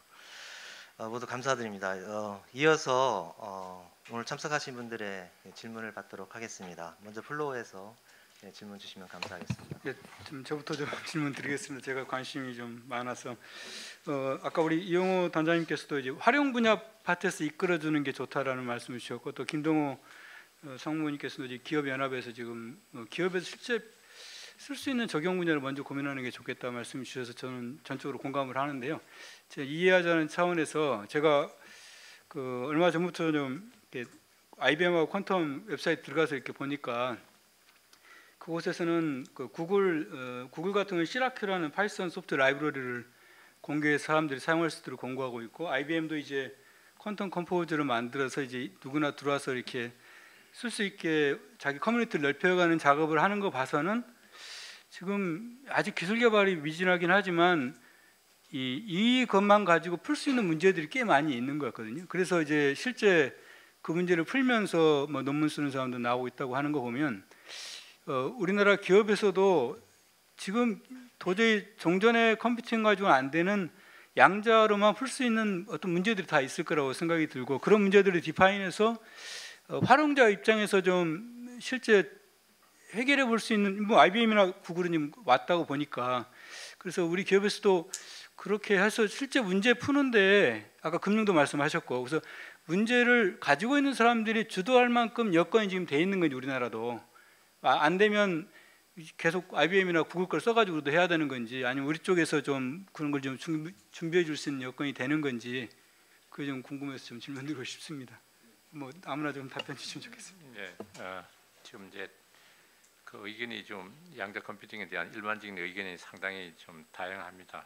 그러니까 이제 이게 아까 말씀드렸듯이 기초 기술에 치중해야 된다는 의견, 그다음에 이제 시스템으로 또는 활용 위주로 해야 된다는 의견, 그다음에 이제 외국 시스템을 뭐 도입을 하든지 또는 이제 클라우드로 연결해 가지고 어플리케이션 위주로, 왜냐 우리가 하드웨어가 아직 준비가 덜 됐기 때문에 그렇게 가야 된다는 의견, 빨리 이제 하드웨어를 먼저 해야 된다는 의견, 이런 게 섞여 있는데 그 뭐 다 장단점이 있는데, 일단 국내 입장에서는 저희 연구자들이 뭐 그동안에 게을러서 그런 건 아니고 나름대로 이제 노력을 했지만 이제 기회가 아직은 없었기 때문에, 이제 우리나라도 보면 작년 6월에야 이제 제대로 된 양자 컴퓨팅 시스템을 구축, 그 개발이 아닙니다. 구축. 정부에서도 고심이 많았는데 개발을 한다고 하면 그냥 논문 임팩트 팩터 높은 거 몇 개 쓰고 홍보하고 개발 끝났다고 하는데, 그거는 활용이 되기는 이제 간극이 크니까 구축을 하라 이거죠. 뭐 어쨌든 간에 구축을 하라고 하는 게 지금 지상 명령입니다. 그래서 상당히 연구 개발자 입장에서는 부담이 큰 건데, 어쨌든 간에 작년에 개발이 됐다 보니까 아직은 20큐비트 수준이 그래도 초기 상태에 사용이 가능할 정도로 되는 게 이제 내년도 과제 목표상으로 내년 이제 뭐 중반 정도를 일단 저희들이 목표로 해서 지금 진행을 하고 있습니다. 그래서 일단 그게 개발이 되면 아마 초보 단계로 국내에서 만든 걸 가지고 이제 활용을 시작할 수 있는 그런 이제 계제가 될 것 같고, 한편으로 이제 외국에 있는 IBM이나 뭐 IQ 또는 이제 다른 회사들 장비를 우리가 그 클라우드 서비스를 통해 가지고 이제 사용할 수 있는 그런 그 제도나 그 루트는 있습니다. 루트는 있는데, 이제 IBM이 뭐 이런 말씀 드리기는 좀 조심스럽기는 하지만은 이제 자선 단체는 아니거든요. 그러니까 IBM도 이제 그런 거를 지금 무료로든 아니면 좀 저렴한 값으로 허용을 하는 데는 나름대로 이제 전략이 있기 때문에, 우리가 이제 그런 어플리케이션을 개발하는 그런 그 백그라운드 내용들이 또 다 바깥으로 이렇게 또 빠져나가는 부분이 있으니까, 그게 저쪽 입장에서는 또 IP를 이제 미리 보호하게 되는 그런 문제도 있으니까, 그리고 우리가 활용 기술, 소프트 기술을 개발해야 되는 것은 분명한데 어떤 전략으로 우리가 이제 할 건가 하는 것은 좀 논의 접근이 좀 필요할 것 같긴 하고, 어쨌든 간에 하드웨어도 잘 개발해야 되지만은 종국에는 계산기니까 어플리케이션 쪽 소프트웨어도 잘 개발해야 되는 거는 말씀하신 대로 맞습니다. 제가 좀 추가적인 이제 하드웨어 쪽에 이제 말씀을 좀 하신 것으로 제가 이해를 할 수 있을 것 같고요. 이제 조금 전에 이제 원장님께서 질문하신 그 애플리케이션 영역, 그다음에 뭐 소프트웨어 영역을 조금 이제 말씀을 드리면, 사실은 이제 그 소프트웨어 같은 경우에 이제 뭐 현재 상황을 말씀을 드리면, 이제 개발은 뭐 아시는 바와 같이 개발은 가능한 상황이고요. 그다음에 이제 그 개발이 되면 그럼 그걸 상업적으로 사용할 수 있나? 이건 또 다른 이제 질문이 될 것 같습니다. 왜냐하면 그 상업적으로 사용할 수 있으려면 양자 컴퓨팅 하드웨어 쪽의 머추리티가 굉장히 지금 올라가야 되는 상황으로, 아직까지 이제 초기 단계로 계속적으로 이제 개발하면서 이제 머추리티를 이제 올려가고 있는 상황이기 때문에, 현재는 당장은 양자 알고리즘을 개발하더라도 당연 상업적으로 이제 사용할 수는 지금 없는 상황이고요.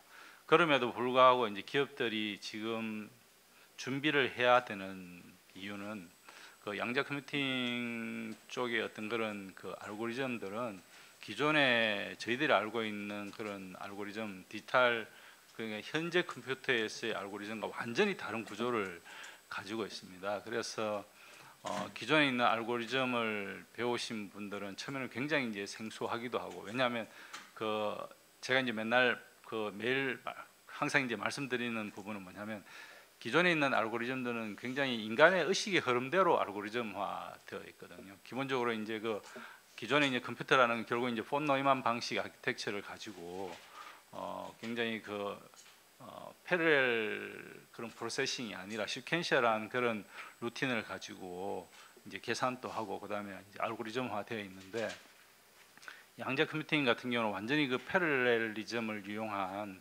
그런 알고리즘이기 때문에 이제 약간의 그런 그 진입 장벽이 존재를 하게 됩니다. 그래서 이제 기업들이 그런 부분에 대한 어떤 인력 양성 측면에서라도 지금 좀 준비를 해야 되는 상황이고요. 그럼 이제 두 번째는 뭐냐 하면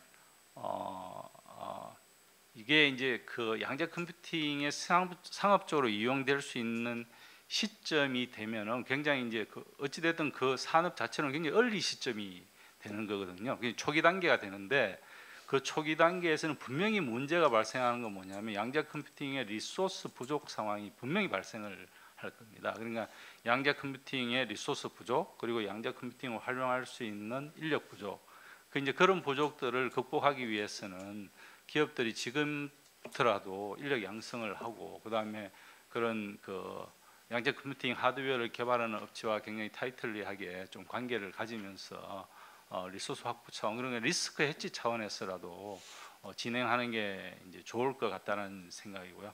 그럼 이제 두 번째는 그 양자 컴퓨팅이 이제 말씀드린 대로 굉장히 이제 초연산, 초패러렐리즘을 할 수 있는 상황이고, 결국 이제 양자 컴퓨팅이 활용되는 분야는 뭐냐 하면 현재 컴퓨터가 도저히 풀 수 없는 그런 난제들을 푸는 게 결국은 산업적 임팩트도 크고 양자 컴퓨팅의 활용 가치도 높일 수 있는 그런 분야이기 때문에 이제 예를 들면 이제 이런 현상이 발생합니다. 기업체에서 이제 양자 컴퓨팅 팀이 조직이 돼 가지고 양자 알고리즘을 개발하게 되면, 기존에 이제 항상 그 컨벤셔널 컴퓨터, 그러니까 컨벤셔널 해서 죄송한데요.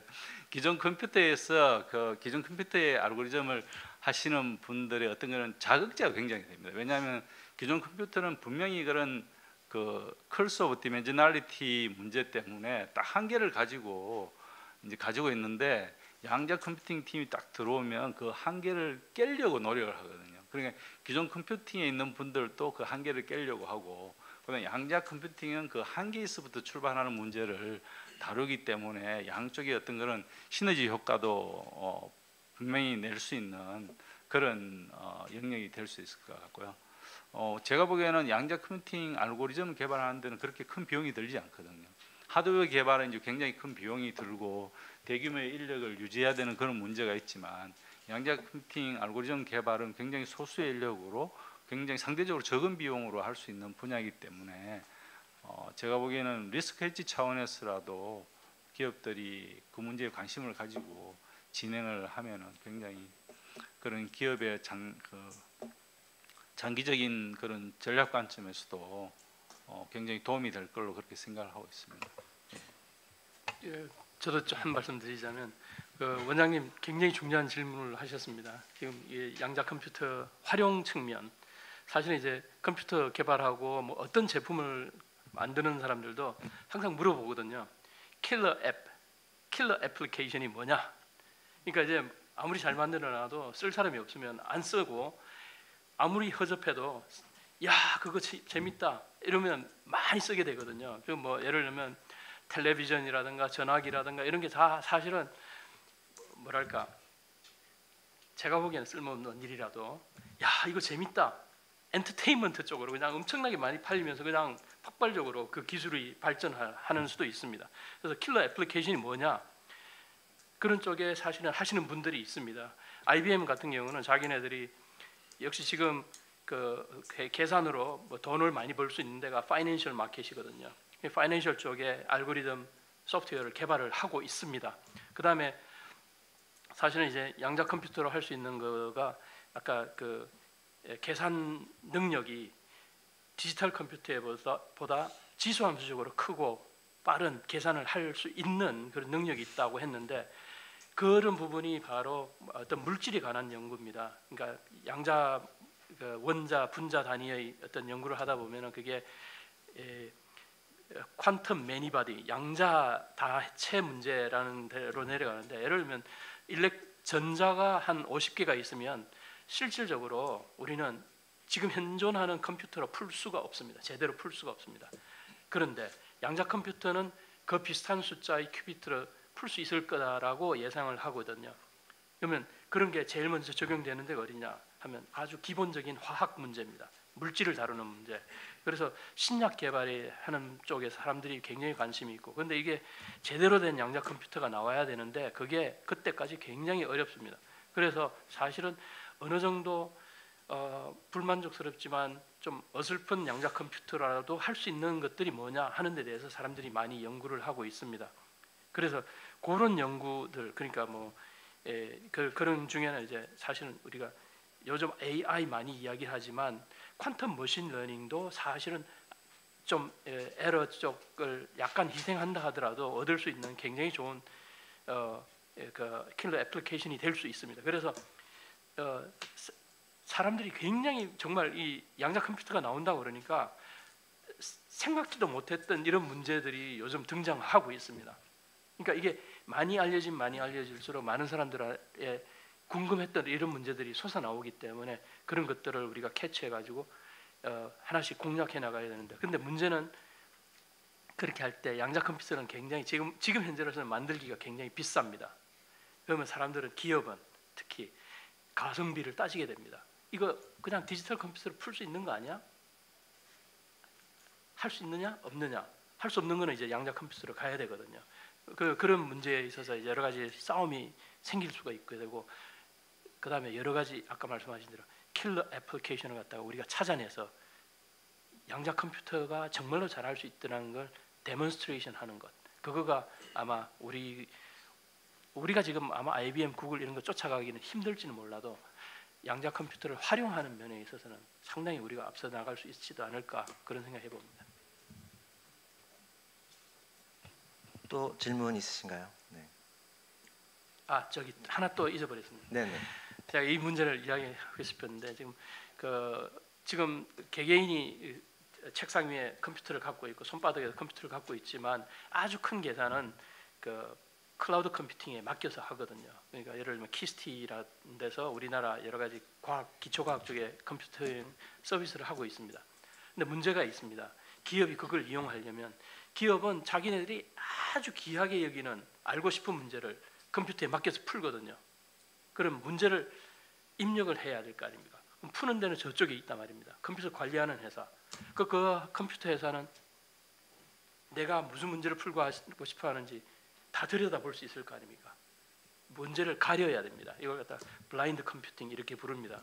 근데 자칫 잘못하면 내가 이게 대해서 보장을 못 해주면, 그러니까 컴퓨터 관리하는 회사, 클라우드 컴퓨팅 하는 회사에서 당신 문제를 난 무슨 짓이라도 나는 알 수 없다라는 보장이 되지 않으면 장사가 안 될 겁니다. 그래서 제 생각에는 그런 문제에 대해서, 그러니까 아까 여기 아마 사전 질의 중에도 보안 문제가 있었던 것 같은데, 그런 점에서 상당히 이런 게 큰 이슈가 될 수도 있습니다. 지금은 뭐 대부분 양자 컴퓨터 클라우드에 올리는 문제들이 세상 사람들이 다 아는 문제 한 번씩 시험적으로 이렇게 해보지만 이제 정말 기업의 사활이 걸린 문제 이런 것들은 정말 이 내 문제가 노출이 되지 않을까에 대한 확실한 보장이 있든지 아니면 양자 컴퓨터를 정말 내 회사에 갖고 와서 아주 전문적으로 돌리든지 아마 그런 문제들이 따라올 수 있을 것 같습니다.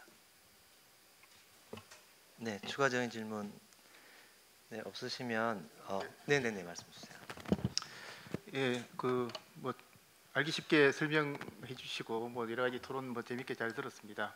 작년 10월 말에 이제 우리나라도 이제 이 국가 전략기술 12대 전략기술 분야를 확정해서 발표했고 물론 양자 분야도 포함되어 있고 이를 구현하기 위해서 이제 한 10개 내외의 국가 전략기술 프로젝트를 추진하기로 되어 있었는데 여기에도 이미 양자 분야는 이미 이제 분야가 확정되어 가지고 추진하도록 이렇게 되어 있고 앞에 발표에서도 말씀하신 것처럼 올해 1차로 이제 예타도 이제 한 1조는 안 되는 규모로 이렇게 신청을 했습니다.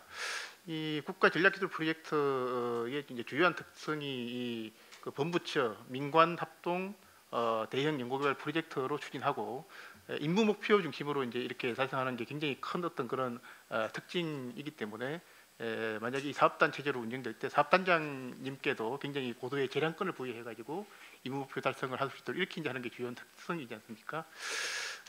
앞에 중요성은 굉장히 많이 이제 설명해 주셨는데 제 질문은 이게 이제 앞으로 우리나라가 이제 이 사업을 추진하는 과정에서 어떤 점을 좀 고려해가지고 추진하는 게 임무 달성에 효율적이고 이제 목표 달성에 좀 필요한 것인지 이런 관점에서 좀 질문을 드려보겠습니다.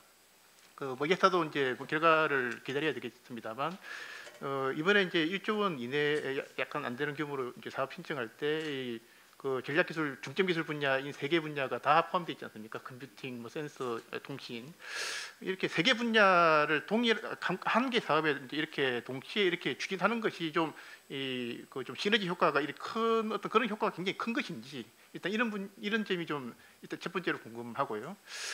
두 번째는 이제 산학연 협력하고 이제 이런 부분에서 이제 앞에서도 약간 언급하셨습니다만 이게 이제 뭐 활용 쪽이 좀 드라이브 해야 된다는 말씀도 하셨고 하지만 좀 산업계 입장에서는 이게 당장 어떻게 이제 상용화라든지 이런 효과를 기대하기 어렵기 때문에 좀 해치 차원에서 이렇게 좀 이제 참여한다 이런 말씀도 하셨습니다. 그래서 이게 만약에 이제 좀 대규모로 사업을 추진한다고 가정했을 때 이 산학연 협력하고 연계 협력 이런 부분을 어떻게 끌고 나가는 게 우리나라 전략적으로 좀 필요한 것인지 이게 이제 두 번째 질문이고요. 끝으로 이제 세 번째는 사업단장님이 이제 고도의 재량권을 가지고 이 사업단을 이제 운영할 때 뭐 3개 분야간 아니면 또 특정 분야에서 좀 그 임무 목표 달성을 위해서 좀 성과 창출을 하기 위해서는 좀 기존의 이제 사업단 체제하고 좀 다르게 어떤 부분을 조금 더 착안해 가지고 이렇게 사업단을 꾸려 나가야 되는지 그 부분 세 가지 좀 궁금해서 질문을 드렸습니다. 아무래도 부원장님께서 먼저 답변 주시면 좋을 것 같은데. 예, 네. 뭐 저도 아는 게 한계가 있지만 제 나름대로 말씀을 드리자면 한 7년 전에 한번 예타 작업을 한 적이 있었습니다. 그때만 하더라도 이 분야에 대해서 뭐 미중 뭐 이런 것도 없었고 이게 뭐랄까 잠잠한 세상이 잠잠하지만 이쪽 분야에 있는 사람들은 야 이거 해야 되는데 이런 입장이었습니다. 근데 이게 수면 위로 확 드러나면서 구글, IBM들이 막 이렇게 터져 나오고 그렇게 됐습니다. 그런데 사실은 보면은 양자 컴퓨터나 양자 암호 통신 또는 양자 센서, 이미징 이런 분야들의 바닥에 깔린 기술들이 다 같은 것들입니다. 아까 말씀드린 대로 양자 물리학의 어떤 기본 원리입니다. 그런데 이걸 하는 분들이 사실 양자 컴퓨터에 일하는 분들이 그러니까 핵심 부분을 하는 분들이 이쪽으로 갈 수 있고 저쪽으로도 갈 수도 있고 이런 상황입니다. 그러니까 우리로서는 사람을 키워야 되는 입장입니다. 자, 그런데 3개 분야 양자 컴퓨터, 양자 암호 통신, 양자 센서 이 길을 본다면 우리가 어디서 지금 성공할 수 있겠느냐? 그러니까 말하자면 세계 4대 강국에 들어갈 수 있겠느냐? 아무도 모릅니다. 너무나 불확실성이 큽니다. 그렇지만 아까 말씀드린 대로 이 분야에 여러 가지 전략 기술이 나온다 그러면 우리가 그때 가서 들어가려면 늦습니다. 그래서 또 여기는 어떤 것들이 최후의 양자 컴퓨터만 하더라도 초전도 방식이 있고 아이언큐가 있고 그다음에 뭐 다이아몬드도 있고 뭐 실리콘도 있고 뭐 엄청 많습니다. 이것들을 갖다가 우리가 다 이거 다 해볼래 할 수가 없습니다. 그래서 오히려 그쪽은 지난번 그 아마 공청회 때 이야기 나온 대로 당장에 좀 우리가 해야 될 만한 기술은 하고 그다음에 우리가 잘 하고 있는 거 두 개를 페어를 해가지고 임무지향, 그러니까 미션 오리엔티드가 되겠죠. 그렇다고 해서 나머지를 갖다가 안 하겠다는 게 아니라 백버너에 올려놓는, 그러니까 비예타로 해가지고 연구재단에서 밀어주겠다. 그만큼 여기는 앞으로 어느 게 정말 최후의 승자가 될지 알 수가 없습니다. 왜냐하면 2000년 경에는 최초로 양자 컴퓨터로 나왔던 게 NMR 양자 컴퓨터인데 그거는 벌써 하는 사람이 거의 없거든요. 그런 식으로 그래서 이 부분을 갖다가 우리가 좀 뭔가 무빙 타겟을 찾아간다고 해서 앞으로 이게 상당히 여태까지 반도체나 뭐 이런 것 같은 그런 로드맵이 아니라 무빙 타겟 상당히 융통성을 가지고 움직여 나가야 될 거라고 생각합니다. 그 다음에 또 다른 하나는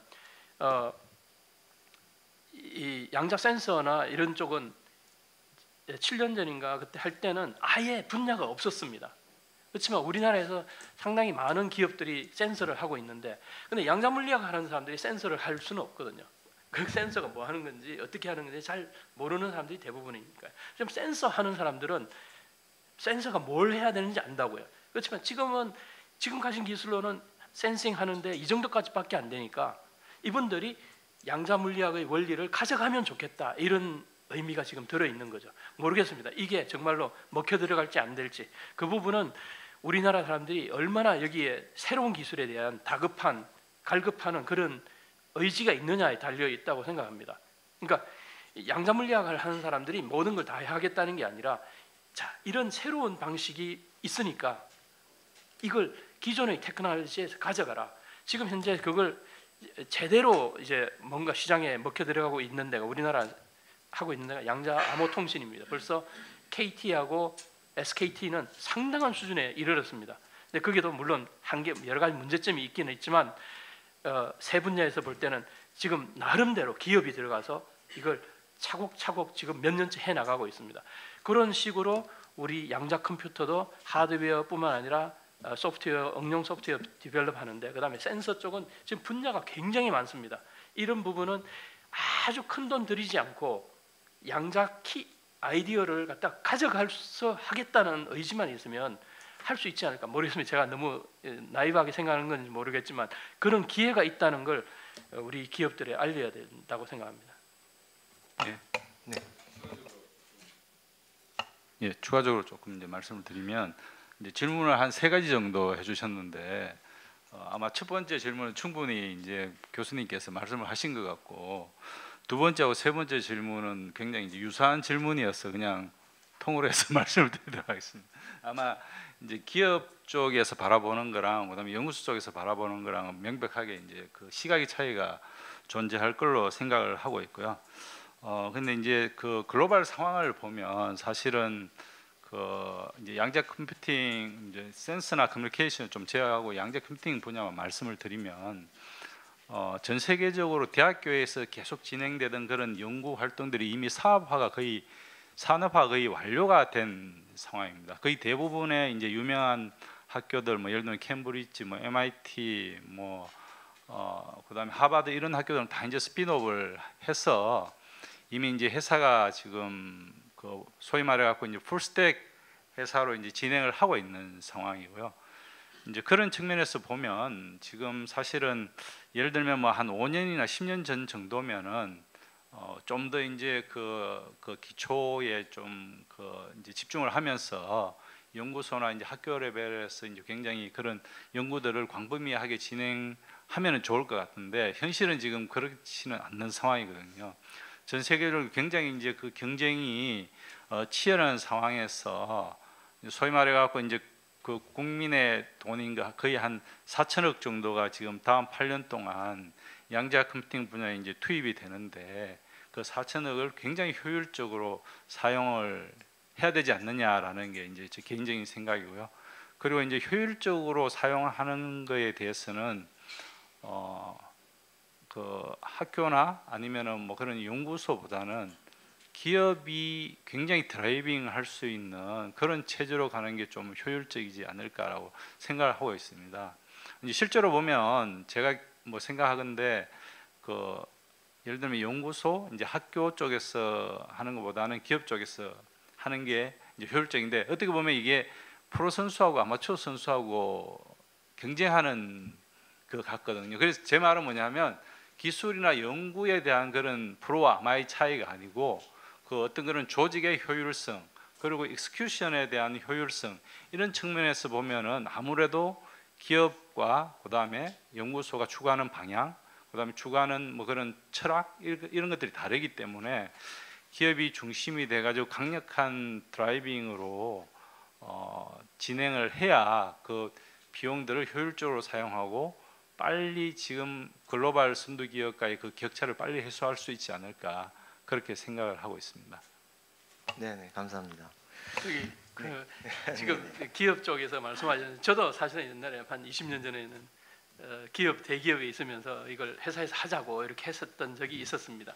근데 지금 우리나라 현재 상황으로 보면 기업에서 이게 정부에서 마련한 이 큰 돈을 갖다 기업에 투자를 해서 하겠다 그러면 기초과학 하시는 분들 중에는 아니 기업 돈 버는 사람들이, 돈이 있는 사람들이 자기네들이 해야지, 그게 돈이 될 걸 안다면 기업 돈으로 해야지, 이렇게 나옵니다. 그 돈이 있으면 기초과학 쪽에 좀 줘라. 지금 이거는 항상 부닥치는 우리 문제입니다. 이 문제를 기업에다가, 그러니까 돈을 쓰는 사람이 있다면 그걸 갖다가 어떤 상당한 자유를 주고 밀어줘야 되기도 하지만 또 거기에 따르는 책임을 갖다가 어떻게 묻느냐, 사회적인 책임. 기업에서 사람들 갖다가 학교에서 훈련되는 사람 또는 연구소에서 훈련되는 사람들을 막 가져가 가지고 확실하게 밀어줘야 되거든요. 지금 제가 아까 잠깐 말씀드렸듯이 지금 우리나라에는 무지무지하게 많은 자질을 가진 사람들이 있는데, 이 사람들이 야 내가 이때까지 박사까지 공부했는데 내가 이게 될지도 안 될지 모르는 이런 데 투자할 수 있어? 이런 의심이 있고요. 그다음에 우리나라 기업들도 야 우리가 이렇게 큰 회사 그냥 잘 먹고 살 수 있는데 내가 이거 이상한 새로운 기술에 투자를 해? 이런 걸 갖다 깨뜨려 줄 수 있는 뭔가가 필요한 겁니다. 또 그 다음에 개인이나 기업도 자신의 리스크를 택해야 됩니다.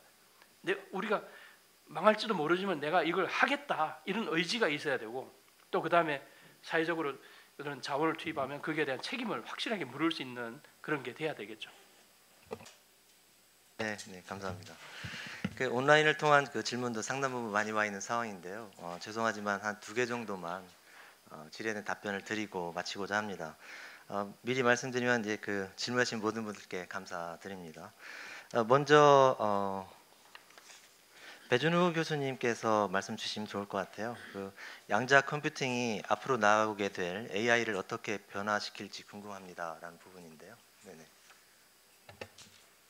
제가 이 사전 질문을 미리 받고 왔으면 제가 좀 더 잘 준비했을 텐데 제가 와서 받아가지고 그런데요. 근데 제가 아마 이제 양자 컴퓨팅이 이제 무슨, 그러니까 AI에서 양자 컴퓨팅이 어떤 의미인지, 그래서 양자 컴퓨팅이 먼저 어떤 의미인지 말씀드리면, 양자 컴퓨팅은 근본적으로 양자 원리에 기반을 둔 계산 방식입니다. 그래서 양자 상태를 준비하고 퀀텀, 그러니까 기존 물리학에 의해서 기술될 수 없는 이제 퀀텀 다이내믹스를 가지고 계산하는 과정이고, 이제 그런 과정이 반드시 장점이 있으리라는 보장은 없지만 결과적으로 이제 속도 향상이라는 장점을 이제 가져올 수도 있습니다. 그리고 이 장점은 어떤 컴퓨팅 과정의 이제 한 단면이라고 볼 수 있고요. 다른 부분에 장점이 있을 수도 있습니다. 예를 들면은 에너지 전력 소모에서도 또 역시 이제 장점이 있을 수 있습니다. 그러니까 같은 기존 컴퓨팅, 아까 전에 이제 또 잠깐 나왔지만 그 같은 컴퓨팅, 그러니까 지금 있는 컨벤셔널 컴퓨팅과 같은 컴퓨팅 속도를 하더라도 더 적은 전력 소모 혹은 에너지 소모 등등의 이제 장점이 있을 수 있습니다.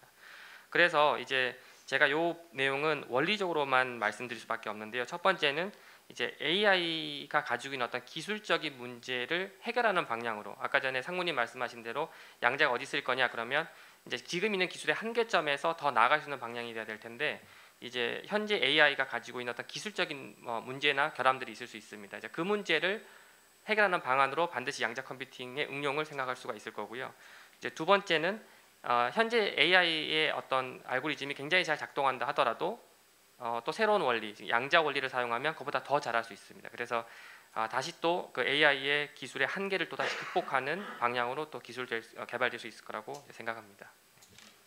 감사드립니다. 네.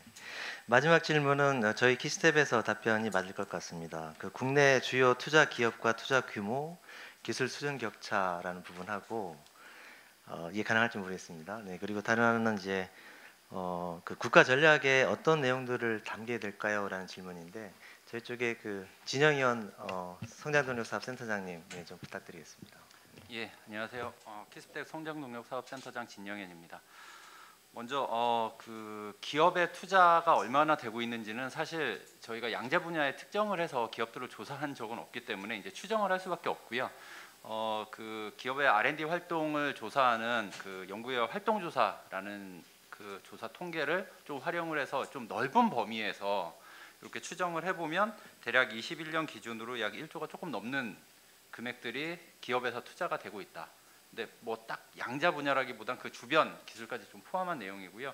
아까 그 말씀해주신 바에 따르면은 그 미국에서는 이제 회사 하나가 초전도 분야에만 5천억씩 투자하고 있다고 말씀을 해주셨는데 그거를 비교해 보면 아직 우리나라 그 기업들이 그렇게 많은 투자를 하고 있다라고는 좀 하기는 어려울 것 같습니다.